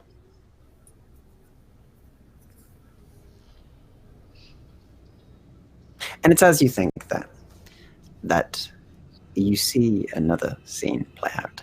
As you see suddenly the spotlight seems to widen, and you see what looks to be the law enforcement, constables, and the like. And the scene shifts, and you see what looks to be the gentleman in the gallows. A jeering audience nearby, throwing fruit, stones, anything they have. The words, whilst faded, you hear. They seem to be speaking of murder most foul. And the people seem to have bought it entirely. And you see the lever pulled as they seem to try and say something, their eyes wide, but very, very dead inside. As he hangs for quite a while, the drop not snapping the neck. And the stones continue to fly, and he sways and chokes slowly.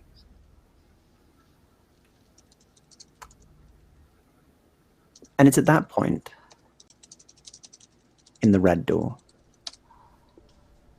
that you are thrown out, and you arrive in the same strange white cobbled room, the central zone from which you were before.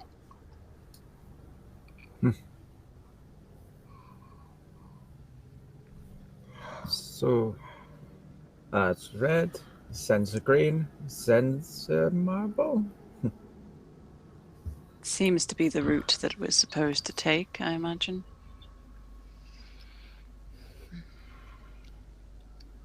Are you okay to go on, Miss Berkley? Mrs. Berkley? Lady. Lady I'm Berkley. fine. You're right both times, Doctor. You know, I was common born before I married Ned. I mean, I am American after all. There's no such thing as nobility there. At least Shocking. not both money.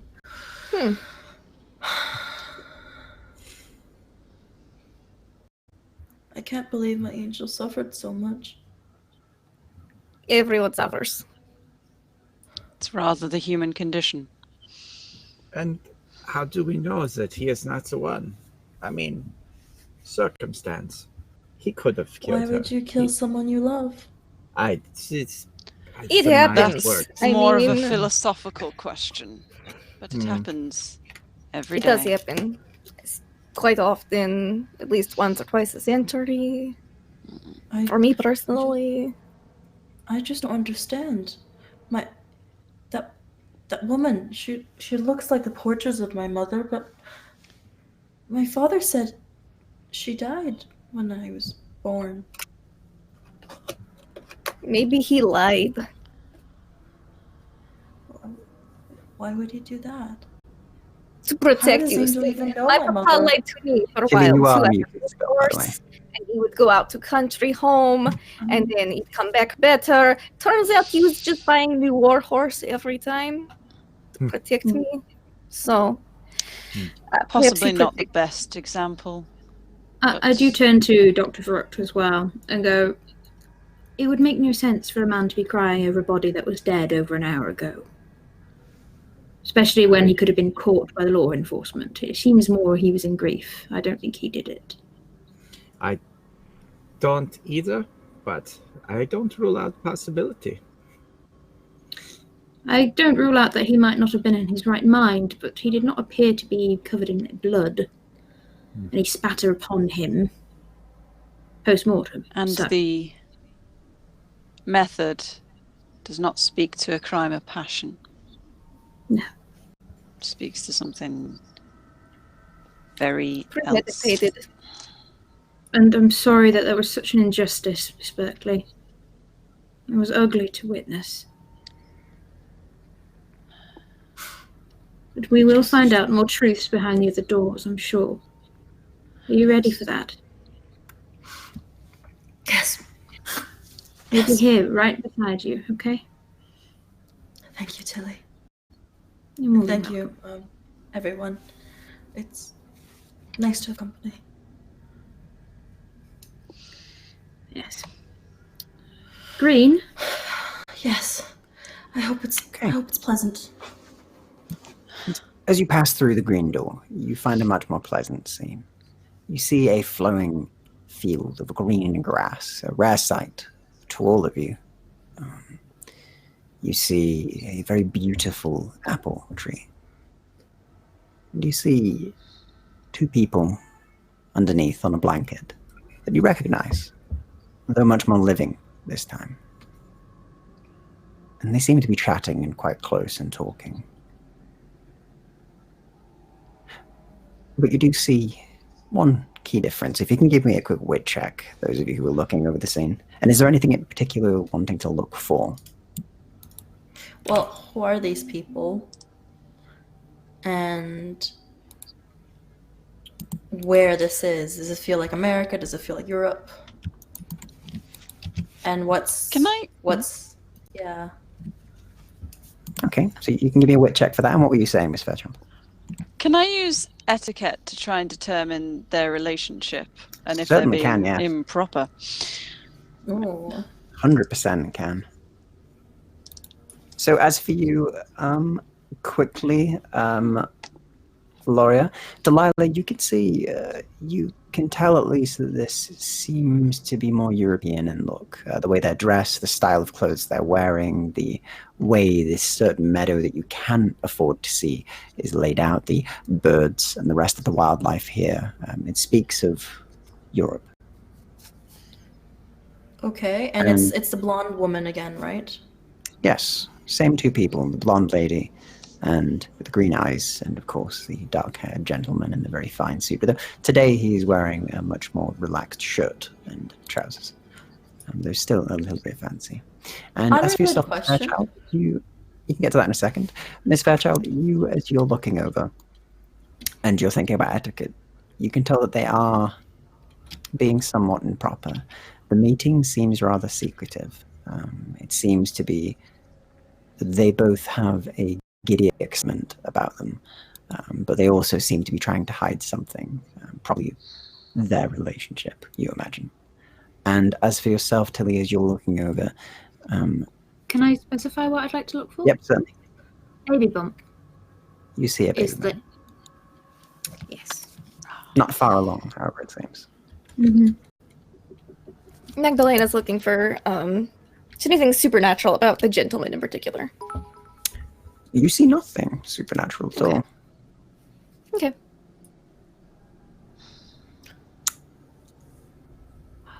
My unrelated question was, you know how Delilah has black hair and the gentleman has black hair and the woman has green? Yeah, okay. When she was growing up, was there any like particular mentions that she didn't look like the father that raised her? Like a lot of them. Give me a very quick intelligence check. Oh.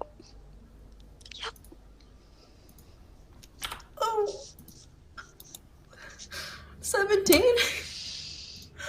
You know that your father was very upset when anybody would mention such things.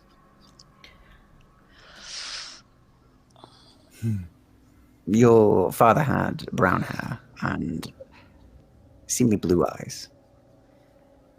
Yeah, and Delilah got very striking green eyes and very black hair. Very black hair. Oh, she kind of stares at the two of them. Just kind of like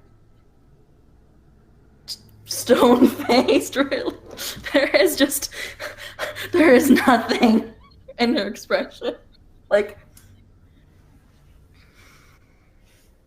And you sort of see they're talking quietly to each other in the meadow and discussing things quite privately. Can we hear them, or is just closer. quiet? Yeah, I mean, they can see us. Sure, they can't see us. And as you get closer, you don't hear too much of their conversation. It's very hushed and whispered. But you do hear a few names. You hear the gentleman being called Anton. And you hear the lady being called Felicity.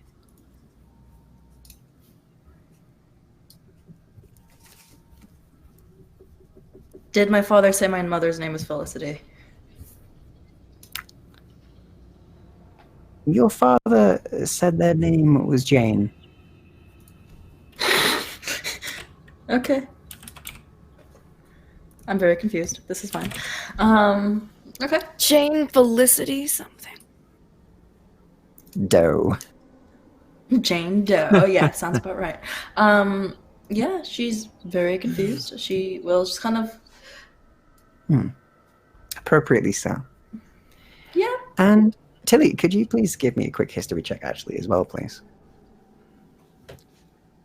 Miss Fairchild just looks sad watching this. Like surprisingly sad. You, on the other hand, you actually do recognize the faces now that you can see them in a less dramatic situation. And you do recognize them. You remember portraits back in your old family home of some relatives past. And you recognize at least the male. And you know their last name, which was taken when they began performing, as D'Angelo. Yes. However, before then, they had a very different name. Of Griffiths. Knew it. Yeah. And how would they be like a distant uncle to me? Or My direct uncle. Yes, Uncle Anton. I turn to Miss Berkley. You're related to the angel? His name is Anton Griffiths. He took the name D'Angelo later on. My mother's name was D'Angelo. She just looks very confused. Yes. Yes. Yes, we know about the D'Angelos. Remember?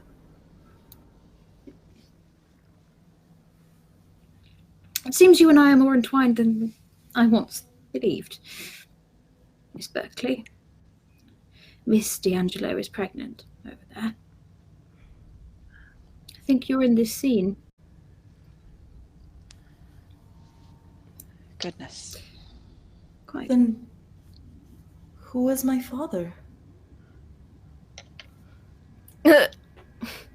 No, I do not mean that, Magdalena. My father, the one who raised me. In America. My common-born father. I think that is Her something you'll have husband? to... No, I think that's something you'll have to ask Mr. D'Angelo or Uncle Griffiths. God, that's strange to think about. Yeah, she just looks very confused at Tilly. Strange to think you're my cousin. Yes. Well, regardless, this doesn't change anything. It really does. Why is my angel trapped in the mirror? Or if he... Oh, goodness. I think that is He's a something ghost. And it's We about the need time to- that you say that, Magdalena, that you're all thrown out of that room and back into the central room once again. My first theory was right. He's ghost mute. I am getting very However- tired of being manhandled. You do see, however, that the doorway behind you has about a quarter sort of enclosed in on itself. Ugh, we should be quick in last room. Yeah, I just kind of like run for the marble room at this particular point. I need answers. Okay, and as you run into the marble room and push open the doors, you see a very grand-looking and beautiful operatic theatre. It is absolutely gorgeous. It has beautiful red plush chairs that line all the way around it, a central stage that allows a view of all sides, and looks absolutely gorgeous. And you hear the singing of the voice, a practice seemingly going on, and you hear the intermingling feminine tones that seem to mingle with it as you see the two forms performing together. The performance seems, despite the fact they're playing lovers seemingly in this opera, a little more intimate. And the audience seems to very much buy it. And they go wild. And afterwards, you begin to see the audience members not so much leave as disappear a couple at a time, until there is only Anton left on the stage. He seems to be brushing some of the dirt off the stage and cleaning after the performance. Just gonna like Is that very, very quickly and quietly lean into Miss Griffiths and say, as fascinating and as this is, I do believe we are looking for her husband. Yes, I know. We are and running out of time. I think we quite are. And I don't think I think we have to probably confront that. Anton. And I don't have my cane. And I will lean back away from. I know. I don't. Maybe this isn't something we fight with weapons, but with our minds. And it's as you say that you see a gentleman sort of stride onto the stage. Looks very fancy dressed. Sort of a dark brown suit, white shirt, black tie, and a very nice top hat, which he takes off. And you see him rather angrily make his way over towards Anton. And the two seem to get into quite the altercation. There are sort of loud words exchanged between the both. An argument, seemingly. And at the end of it, you do hear the words, "You will stay away from them, Anton. I've told you before, and I'll tell you again, if you keep this up, there won't be any good consequences for either of you." I don't rightly care about any consequences that you would bring to me, Berkley. This is a matter of love and not a matter of your money. And she won't marry you. And he looks and turns his nose up slightly. Then we'll see what you're brought for that decision. Griffiths, he says and turns before leaving.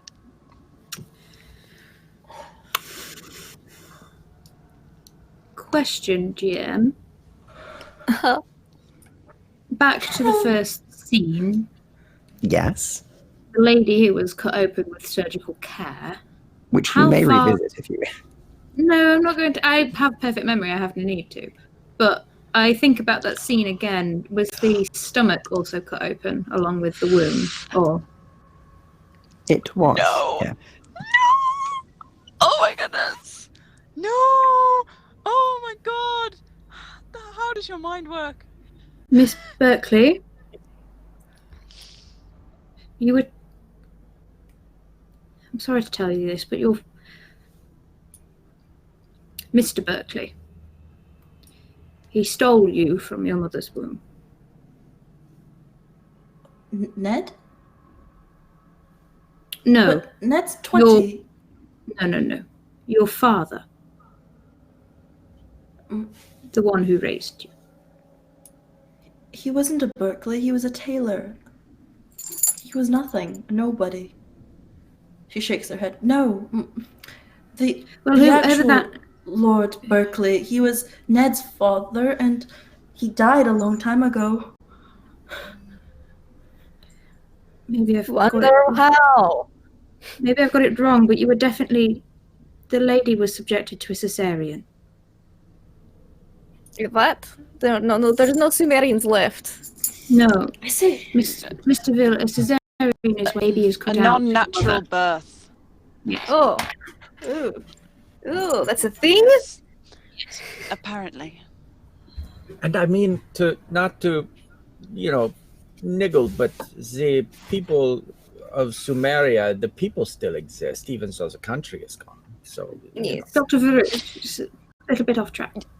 Focus. Sorry. Focus. So, your father-in-law stole you when you were a baby, gave you to someone else to raise, and had you marry his son. Sounds right. I Sounds correct. believe we just have a miscommunication. I believe Miss Griffiths was saying that your common-born father possibly... He could have removed performed you. it. You say he was a tailor. He would have been good with sharp, curved implements, leather-working tools, and the like.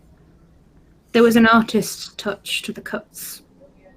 What was your father-in-law's profession? Was he a doctor like your husband? No, he was a dead. tailor. My father-in-law had long since passed. Ned was head of the family. Not that I knew, but... Do you know what his father did for a living? No, he never talked much about his father. Mm. He was very sad about the subject, so I rarely brought it up. You don't bring up parents who have passed on into pleasant conversation. No. Make a note somewhere. Though, GM, even though Delilah says this, in the moment she's probed Ned, now she's looking back with this information. What does she know? Like, was there signs that maybe he was lying to her about when he said his father's dead? And she's As you're questioning looking herself back now. to your past with Ned, you can give me a very quick history check, please. We're gonna end this Christmas special with a freaking divorce, aren't we? 4. You don't remember. No, you're remembering it rightly. He said that they were gone. He'd said they died when he was younger. He inherited the household and all the money, and lost a father to it, which was very damaging to him. Yeah, she nods and like, just gonna, I don't think Ned knows anything about this. Besides, my father, the man who raised me, he was not one who was good with money. He lost his life to the American mob. He sent me to sing, to learn how to sing, despite the fact with very little money he got into debt. That is how I met Mickey, because he was the one who was sent to collect the debt. There is no proof yet that we'll call him your adoptive father, is the one who cut you. But there's a lot going on here, Miss Berkley. And we are running out of time. We are running out of time. Yes. Tilly will step out of the doors and see if anything new has changed in the forum. And as you stepped through each of the 3 doors, and you step back through rather than being dragged back through this time, you do find yourselves once again in the same area, but instead you see hundreds of mirrors of different shapes and sizes all gathered around the entire enclosed paved space, and a single door. Just a plain wooden door. It seems we go through this one then.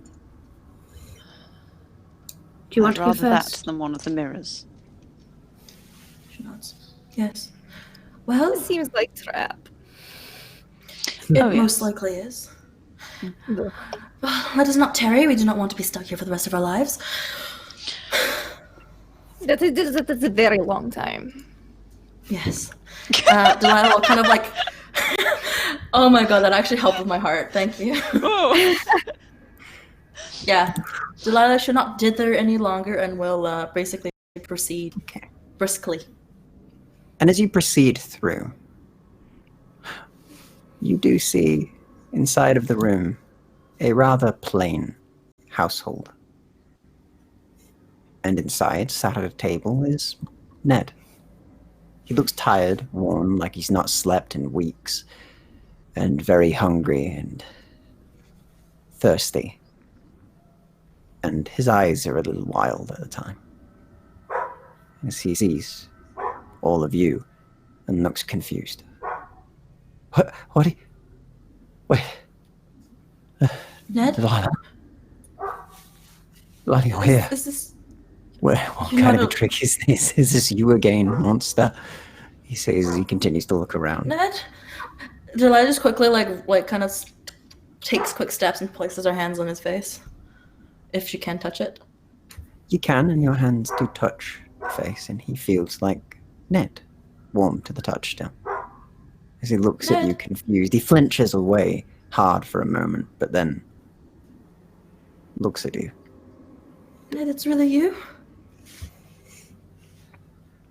That's my question more for you than me. Yeah, she just kisses him like it's emotional. It's god. You do, and he embraces you, but looks over your shoulders at the rest, still confused. And Hello, you're Delilah's very good friend. Delilah, Merry Christmas, by the way. It's Shall we pleasure go? to meet Merry you. Christmas, dear. We What do you- do need Quickly? to hurry, Yes. Lord Berkley, for this trying to metaphysical get space out is of collapsing. and did you say Lord Berkley? You hear a cracking noise begin to appear from outside. You hear almost like panes of glass begin to slowly crack and break. And from that you do hear the voice of Delilah. Are you in Angel. here? And that cracking continues, though slow. Yeah, I'm kind of clinging onto Ned to make sure he doesn't like crackle away from. Magdalena's Ned's back to start panicking. towards the door. Miss Fairchild, an arm. Let us go in much haste. Yeah, pasting. Okay, so could you all Quickly. give me a very quick coordination check then, please, to make it out in time? Yes. Oh no. Coordination. Yeah, I'm gonna re-roll that. Oh, dang it. I can't reroll mine. I would like to re-roll mine as well. You're not getting second chances. Oh, though. 16. I do. That's much better. I got 13. another re-roll. 16. Wait. Yeah, no, that is as bad as I thought. You can't re-roll nat ones, can you? I mean, is it on both dice? Yes. No, in which Double case you one. cannot re-roll a crit one. Oh no. So the rest of you, who got above the 13? I got a 13. I got a 13. A 13? 13. Delilah, you I got got above 16. it? Okay, great. So you're making it out. Power of love, man.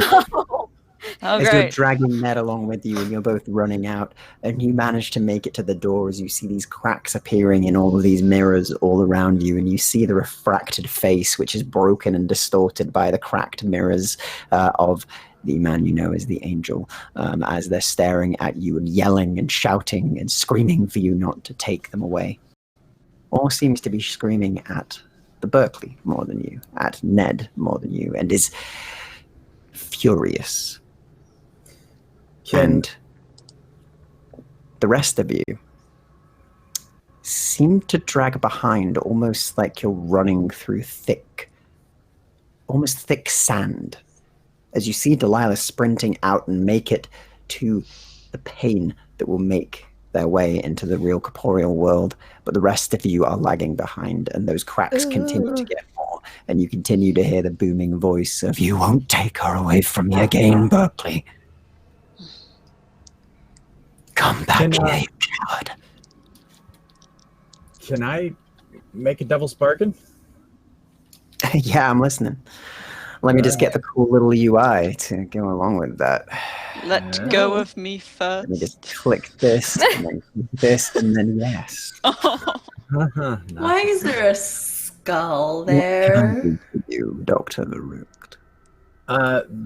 The doctor, realizing that the rest of us are not going to make it, wants to step back and shove everyone out. Okay. So To hug you. I'll allow you to do that, as long as you Dr. take a corruption. All right. I'd also like you to roll me an injury on your head, please. So roll me 2d10s, and we will see what you get. All right. I gotta change the modifier here.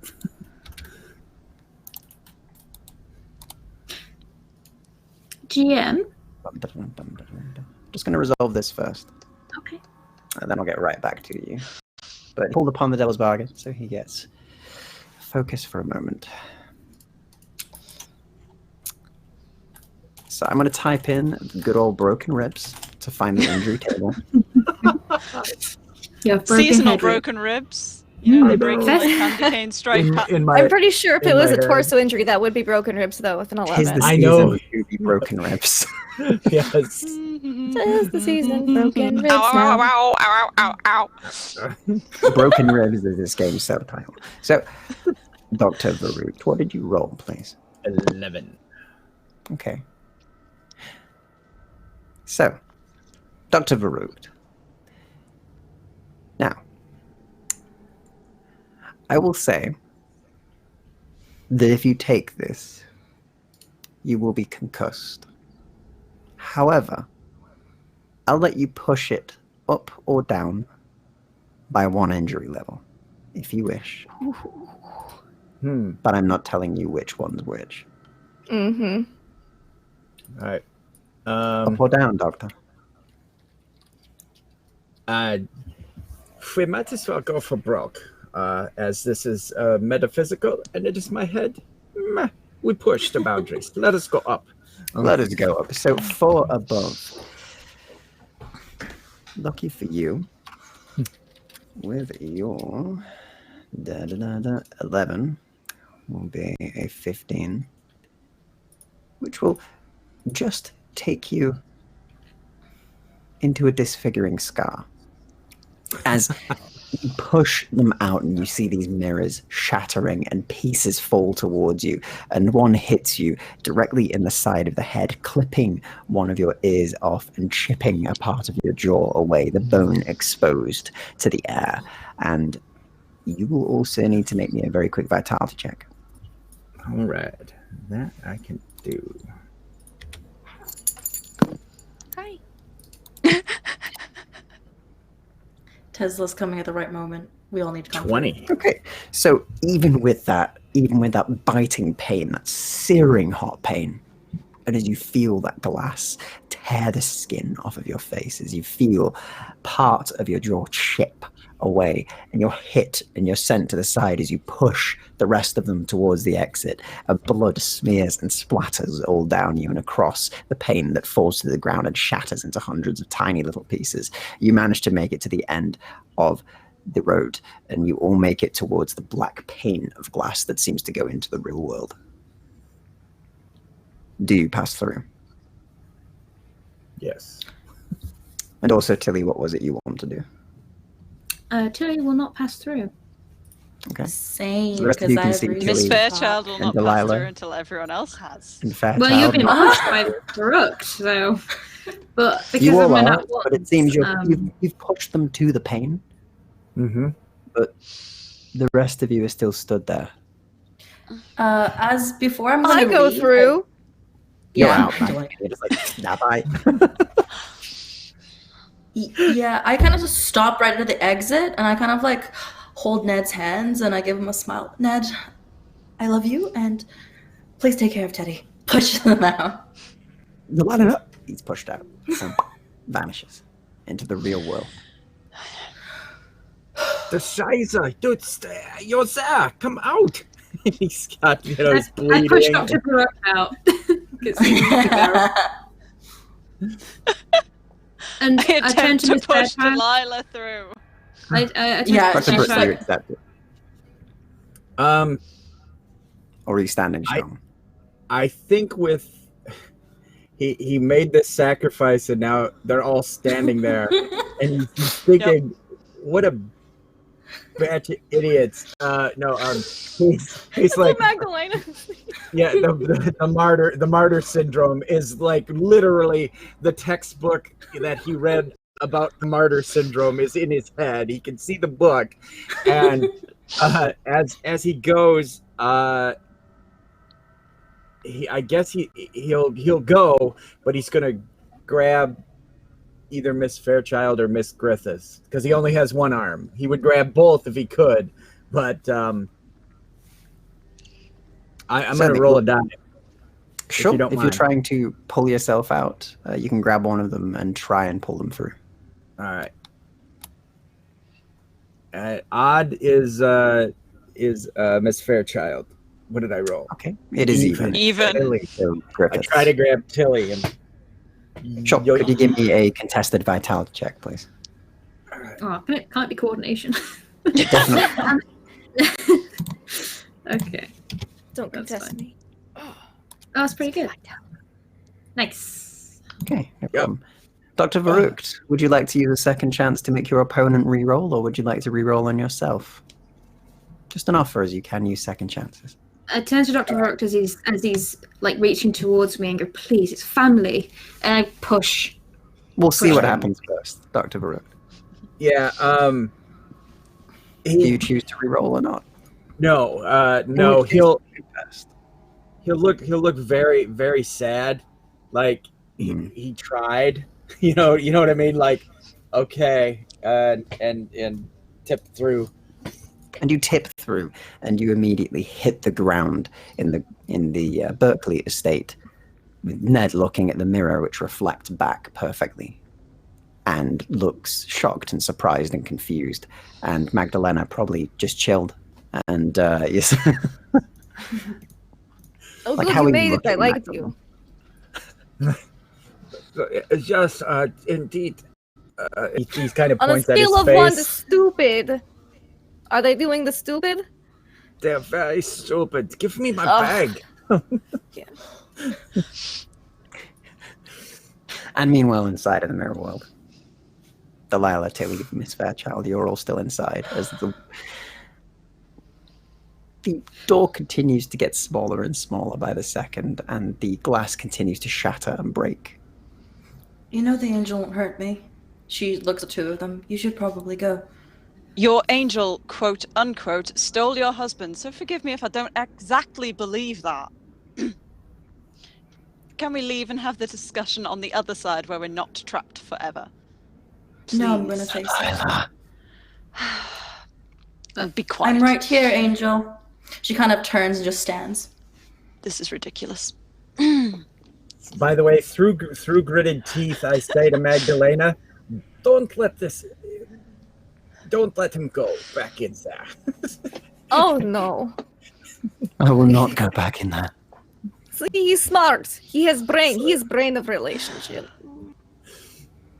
Is the doctor scrambling with one arm in his bag, trying to stop the bleeding? Magdalena will attempt to assist and just be occasionally, you know. Certainly, Magdalena. Could you give me a willpower check, please? Oh, can I concentrate? Because I'm consciously doing that. Excellent. That's good. Now I don't have rerolls. I'll just let you know that now. But Yeah, that's fine. We'll 23, so you're fine. Yeah, you I'm easily good. control yourself. You don't need it. It's not as potent as that fake blood I smelled earlier, so I'm good. Whew. You're on that fake blood hype. I'm like, oh man, I'm gonna have to go hunting after this, but you know, I'll help the doctor out first because I kind of think he's okay. Yeah. Still, inside, the rest of you. The cracks slow. But that door is still slowly getting smaller. What do you want to do? I'm just kind of standing and waiting for the angel, basically. She's like squaring her shoulders. She's being stubborn right now.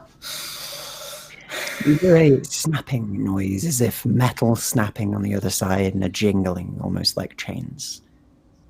And then almost immediately afterwards, you see the form of the angel, as you call them, the gentleman in the fine suit, pale skin, sunken eyes with dark circles behind them, and part of the skull exposed, unlike normal, as they stand in the way, the opposite side of you. You have the door to your back, of course, but them in front, as they look at you, their eyes wild still, crazed. Yeah, she'll like slowly step like forward. And then we'll just kind of I guess hug him actually. Oh, good God. Yes. Okay, fair enough. Delilah's not swear she's sentimental. You do Miss so. Fairchild looks like the most disapproving parental figure right now, just like, really? You do so, and they seem to hesitate for a moment, and then place one single hand on your shoulder. You know, I always dreamed of this when I was young, to be able to hug you. You're more like a father to me than my father was. I always thought that.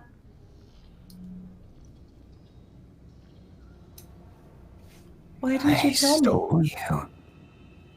Why didn't you tell me that you were my father, Angel? You are in danger. Why would I put you in more? He seems confused. Out of it. Not himself, not even for the one that you know.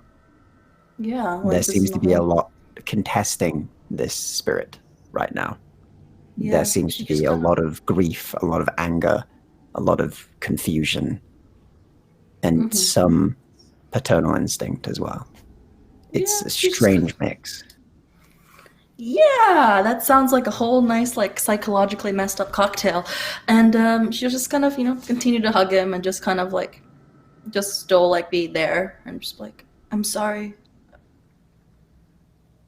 Angel. I'm sorry. I'm sorry I stopped talking to you. I'm sorry I tried to stop singing. But I forgot you when I fell in love. But I'm here now. And what about the other two of you? You see Delilah embracing, apparently, their father. As the two of you are stood at the doorway between the world in between and the real one. Miss Fairchild just looks very disapproving and is kind of keep like eye to the door, eye to them, eye to Tilly, just kind of gauging when it's going to be too late to just grab them and go. It's getting there. You not have Yep. long left. She doesn't look happy. Less Do than I a see minute. anything with my spookum eye?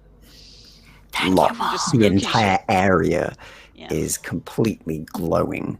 I figured. In which And case that I now have a spirit headache in as well. front with your spookum, you can tell is incredibly powerful. And seems to almost become more so when around Delilah. I kind of look at Miss Griffiths and look at Delilah and look back at the door in a very kind of deliberate way and then just say, she has a son. This is not acceptable. Uncle Anton? They look confused, but they look over to you. And you are... I'm your relative. I see. It says Your more name- confused. Your name is Anton Griffiths. How do you know that? Because I'm I Tilly haven't Griffiths. gone by that name for a long time.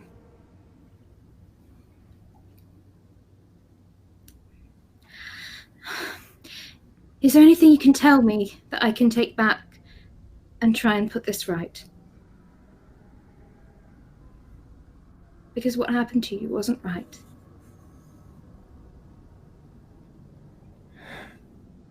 The killer. He poses an East End tailor. They're more a butcher. A name. A face. Please. I have none. But isn't he dead? No. He lives still. To this day. Then, give us And back. those who caught me, they knew. They were powerful. High up within your city's enforcement.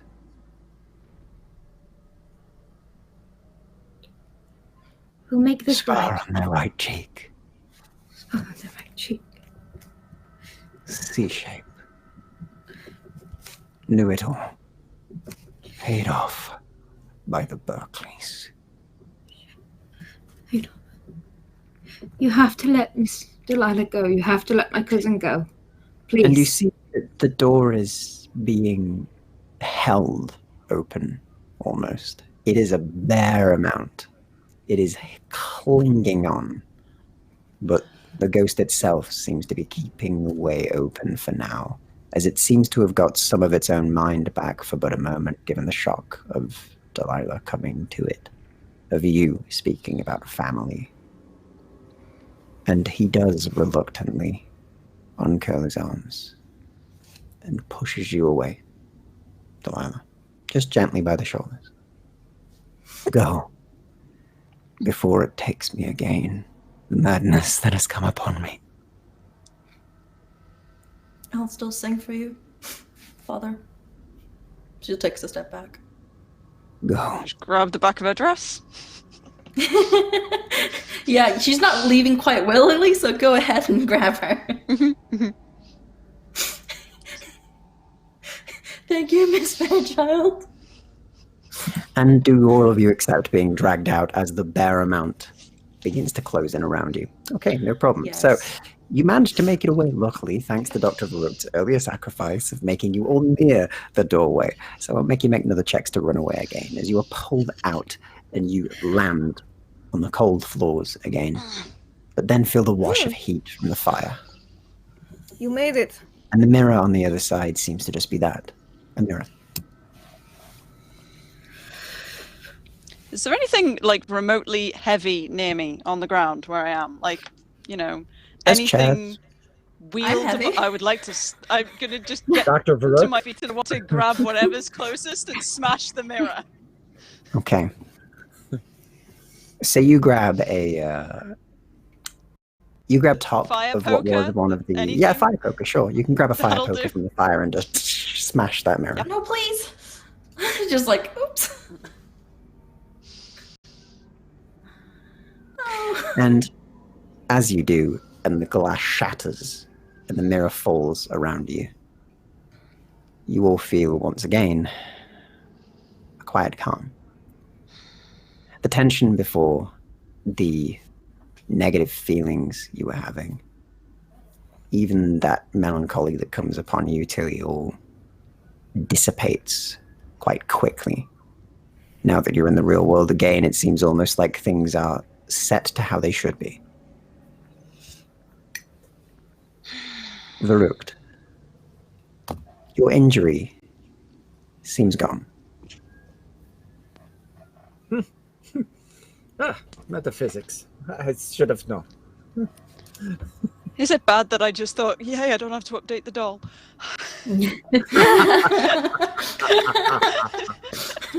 That's been worrying me. Now that could be a season 2 doll. See, Yeah. And at that point, as all of you are back on the ground again, Delilah, Ned runs over to you and embraces you. Yeah, And the rest I of you- hug him from my back and start just crying. And the rest of you are left in this warm room having all of the presents that you've been receiving today. And Ned turns around. I think I need to know all of you and who you are, and well, you can call me Ned, I think. I think we're beyond Lord Berkley at this point. Thank you, he says. He looks at you all. Thank you so much. And I'm certainly in need of a glass of wine. I kind of just automatically hand him one as I've already poured one for He myself. downs it, and then he puts it down, and then he realizes his manners. He goes, "Sorry, pardon me." And then No, you're fine. You lived in Mirror for a long time. People were very worried about you. You were stressed. you're the genius painter, aren't you? She painted Yeah. a portrait of us, my dear. I did. Miss He kind of sits back in the plush chair and is just relieved, and your servants flood in and begin to set each of you out a glass of wine. And you're given some privacy. Mm-hmm. And aside from that, the rest of the evening is rather calm, rather lovely. No other disturbances. And he looks over to all of you. I imagine that was stressful for all of you, but, well, Merry Christmas. And to you, my dear. Yes, happy holiday. And you see Teddy seems to have walked down the stairs after hearing the commotion and looks over, seeing his father for the first time in a long time, and he runs straight over to him, and Ned picks him up and holds him close and hugs him. Yeah, I kissed them both. It's And meanwhile, in the sofa nearby, completely undisturbed by the smashing of glass and everything else, He's a sound sleeper. It's a good Cooper thing. stays asleep. He sleeps through until the morning. It would appear a Christmas miracle. He's very heavy sleeper. It's a very good thing in the house I live in. Can I leave my chicken boy on your couch while I go take a couple hour walk and then be back? Delilah kind of like almost was too distracted gazing into the eyes of her beloved, but she was like, "Oh yes, of course." Okay, I'll be back. And Magdalena goes to get herself a second dinner. I just kind of turn to Miss Griffiths and remark, I think Chicken Boy had some of the mulled wine. Quite. Bless you. And on that note, we will leave today's Christmas special, and we'll call it there. And perhaps, maybe, you may see more of this game and more of us in the future, but we'll have to see what happens with that. But keep your eyes out on this channel. There's much more that's going on. There's many more amazing games on, and I'm sure in the new year there'll be even more brilliant games to come. So thank you everybody who's been watching throughout the entire season, and even if you just come today, welcome. Thank you for watching. You've all been amazing. And perhaps we'll see more of these characters in this story one day, maybe one day soon. We'll have to see. But until then, let's go around one final time and hear what each of your favorite moment was today, what your favorite present was, and also where we can find you and what you're working on. So we will start the opposite way as we're being nice, because it's near Christmas now. We're going with Varuked. Hey, Graybeard's Tavern. Look on my Twitter. I got a crazy schedule. I do like 5 games a week. I am in the middle of one of my crazy stints. I'm doing 8 games in 6 days. So you can see me tomorrow night on Indoor Adventures channel with Jordan, the PH is silent, from Faerun history videos and stuff. He'll be DMing Dungeon Crawl Classics. Other than that, look at my schedule to see all the stuff. I really have some big moments here, but I'm gonna send us back to the beginning, and the repeated lonely line was so good at the beginning. It made me laugh, it cracked me up, and I really did love it. My favorite present, that's insane to talk about because you guys were amazingly creative, but I'm gonna say the arm has to be the best because, well, I'll be able to get my arm back. So that's thank you. Amazing and appreciate it. Playing with this crew has been just an experience, and yeah, thanks. I hope to play with you all some more, wherever, on whatever channel. And happy holidays. Yeah, exactly. And thank you so much for playing as well, Graybeard. You've been amazing in this first season, and it's been nice to cap it off with this nice Christmas special and winding off a few of the plot points from before and introducing some more just to be tantalizing and teasing. You know, it's a season for it. But yeah, you've been amazing, and I definitely hope to play with you some more soon. We'll have to see about getting you in some more games sometime. And speaking of Taylor. Hello. Wow. Whoa, that was more emotional than I thought it would be. Damn Christmas spirit. This has been great. Humble6, I've been playing Taylor Griffiths. Favorite moment. Receiving a puppy for Christmas is like the best thing, especially to a woman who doesn't know how to take care of a dog. It's like, oh, it's a creature. I usually give these back. What am I supposed to do with this? So it's going to be nice to see. I still haven't named it, so I might put that up as a poll on Twitter or something, so people can name my dog. Name a Archibald. little Archibald. I was thinking Sherlock, but that's a little bit too on the nose. Just please don't call it Lucifer. If you name it that Archibald, that is my lover's name. I'm just going to call it Satan. Archibald Bark. Satan dog. But yes, it's been great. Have you met Jesus? Oh my God, yes. Oh, I should call him Nicholas because I got him on Christmas at the same time. I just want to give an amazing shout out to Shax for making me this wonderful little Tilly doll. I got this in the mail as a gift. I'm sure they can tell you more about Crit 1 Pearl 1, but I love it, and I love this cast, and I love this game. Merry Christmas. Brilliant. And speaking of merry, Miss Fairchild. Miss Fairchild was very merry. I don't know what was in that mulled wine, but wow, her accent went all over the place. So hello, I'm Shakespeare, and I've been playing Miss Fairchild. This has been just one of my favorite games I have ever played. You can find me on Twitter at Shakespeare and the same handle on Instagram. I'm playing in I'm only playing in one other game at the moment. I'm playing in Mistborn over on Hollow's channel on Mondays, which is pirate fun. It's so great. I don't even have words to describe it because his brain is a nightmare. It's just so great. I am also playing on this channel tomorrow, Friday night. I am playing in the Fraudulently Gay because I am so.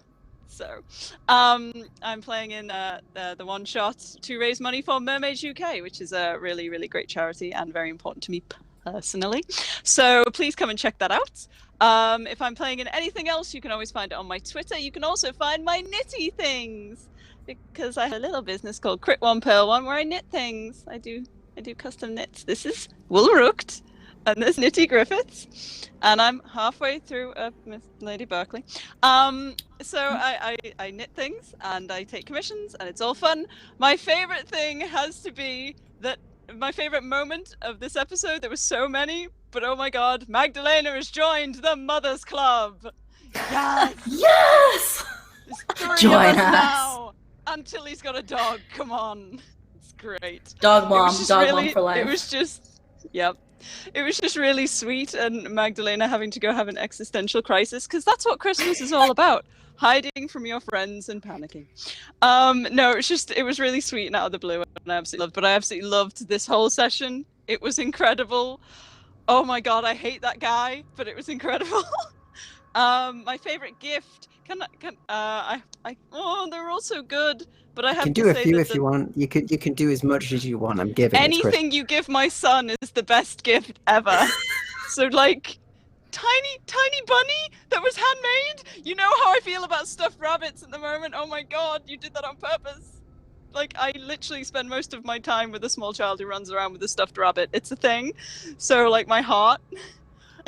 But everyone's gift, like the arm, which is incredible. Just Dr. Verhoek's getting all of the just science. We're just going to give you science for Christmas, and no one having a clue what to buy for Lady Berkley. That was the hardest thing.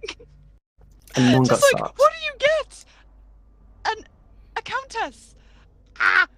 But it was so fantastic. I had the most fun coming up with Magda's gift because I've been thinking about that since our last session. So that was amazing. I'm going to be quiet now. This is so great. I love this cast. I love this game. Season's greetings and everything. Definitely. And as always, it's amazing to have you along for the ride, Shake. It's always fun to have you with us. And speaking of always fun and always in all of my games at the minute, Magdalena, Lindy, how you doing? Not all of them. There's like 1 or 2. Yeah. Yeah, it's fine. But yeah, I thought it was super duper fun. It was great to put the fangs back on, get back into Magdalena's psyche. I decided about 20 minutes before stream, I was like, oh, she probably hate Christmas because it's like, oh, let's go to church and sing carols and hymns, and she's like, ugh. And also, yeah, the mom thing caught her super off guard because Dampier can't have kids, so she like 300, 400 years ago, she was like, okay, whatever, that's never gonna happen. Now she's like, yeah. Favorite moments. I really liked Dr. Verhoek and Magdalena after the mirror. They're like, stupid, right? Like, why are they not out here? That they're so like on par in so many ways. It tickles me. And I also loved Mr. Grimore at the door because he's just amazing and the best, and obviously the good guy in the scenario, and how he's got a date to the Nutcracker. So I'm just gonna quietly ship that in the corner, not so quietly. But you can find me. Oh, and favorite gifts. Magdalena really liked the antique, like the ceramic castle with the antique painted Romanian eggs. It does remind her of home. She does get homesick. It's very thoughtful, and I appreciated the titanium breastplate for the anti-staking, because that's a legitimate concern. But yeah, you can find me online at LaughLoveLindy on Twitch, Twitter, YouTube, etc. I play and GM a lot of tabletop RPGs. I think I'm in about 10 this week, but not all of them are streamed. A couple are like playtesting things and etc. But specifically, one big thing coming up aside from Unhallowed Metropolis on Saturday on Hollowtails channel, is tomorrow at this time at 7 Eastern. I will be on the Roll20 channel doing a read-through of the Keeper's Rulebook for Call of Cthulhu, because that just came out on Tuesday.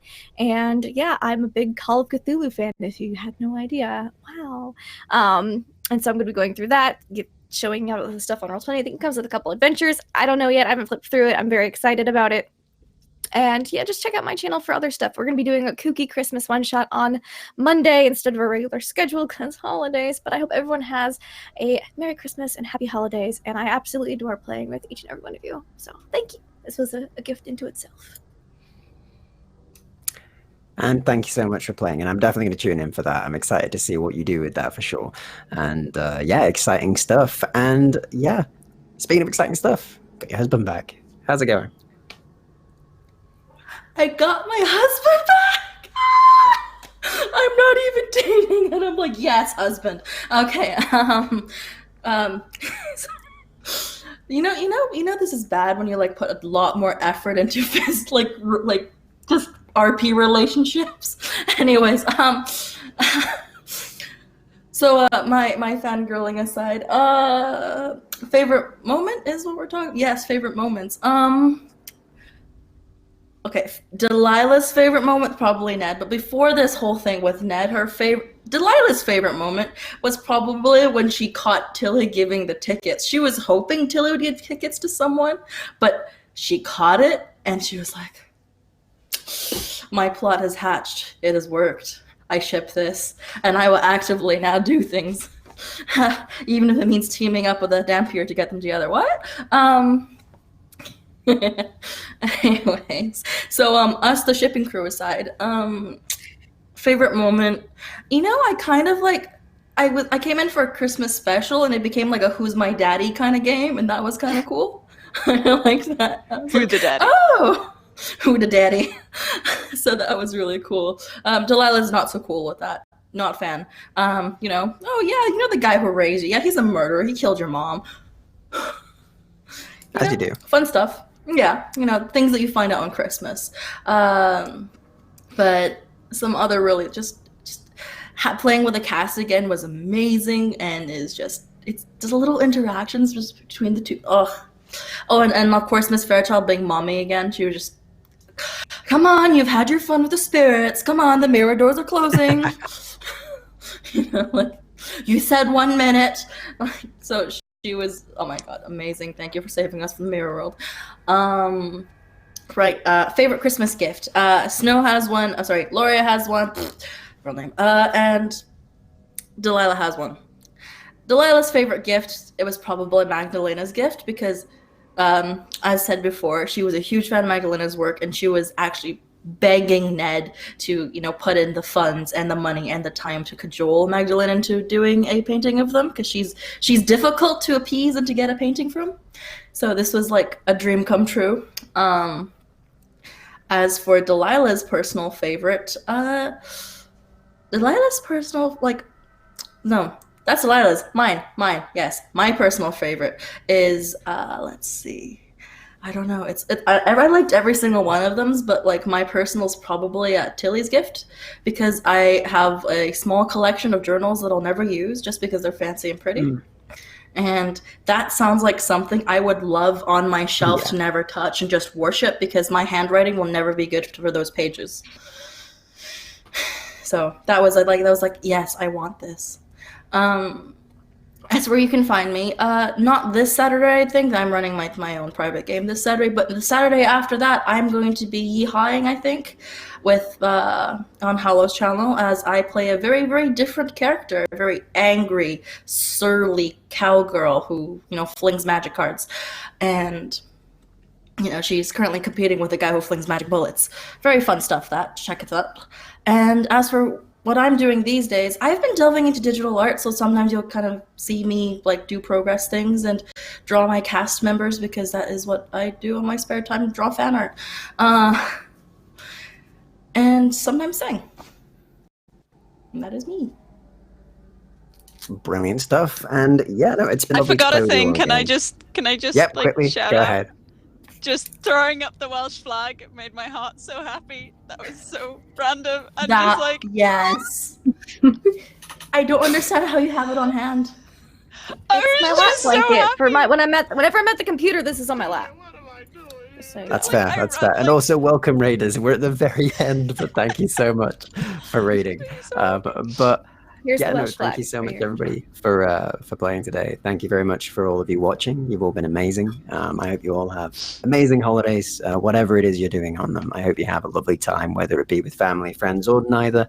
Whatever you do, have a lovely time. As for me, I'm Hollowtail. You can find me on YouTube at youtube.com/Hollowtail, where I post various videos from tabletop RPG tutorials to a new really exciting series that I'm super pumped for, which is basically a combination of an audio drama and an RPG show. It's a very highly edited, drama-focused game of Savage Worlds, set in my own homebrew world that I've been basically writing up for about 8 years. So it's very exciting to sort of introduce that through story and play. And one of our cast members might be on it, Lindy, playing an executioner, who is very, very fun. But go and check that out. The first episode's on the channel already. The second one is coming as soon as I can get it subtitled, but you can already find it on iTunes as well. Aside from that, you can find me on my own channel at twitch.tv/Hollowtail this Saturday at 5 p.m. UK, so that is 12 p.m. Eastern. And basically that's for another Unhallowed Metropolis game. So if you like this one, come and check that one out. It's an absolute blast. It's Britannia by Gaslight. It's the second season, but it's a good point to jump in on, as it's an entirely new storyline in York as they try and survive what is coming to them next. And yeah, aside Woo from the that, North. woo the North. And aside from that, thank you so much, everybody. Have an amazing holiday period. And definitely tune in tomorrow for the charity game. It's going to be an absolute blast, I'm sure. So until then, though, you've all been amazing. Beware what goes bump in the night. Or maybe not on Christmas, I guess. It might be Santa if you believe in that. Or perhaps it's Lucifer with gifts in his bag. But either way, have a lovely time. And we'll see you very soon. Good night, everybody.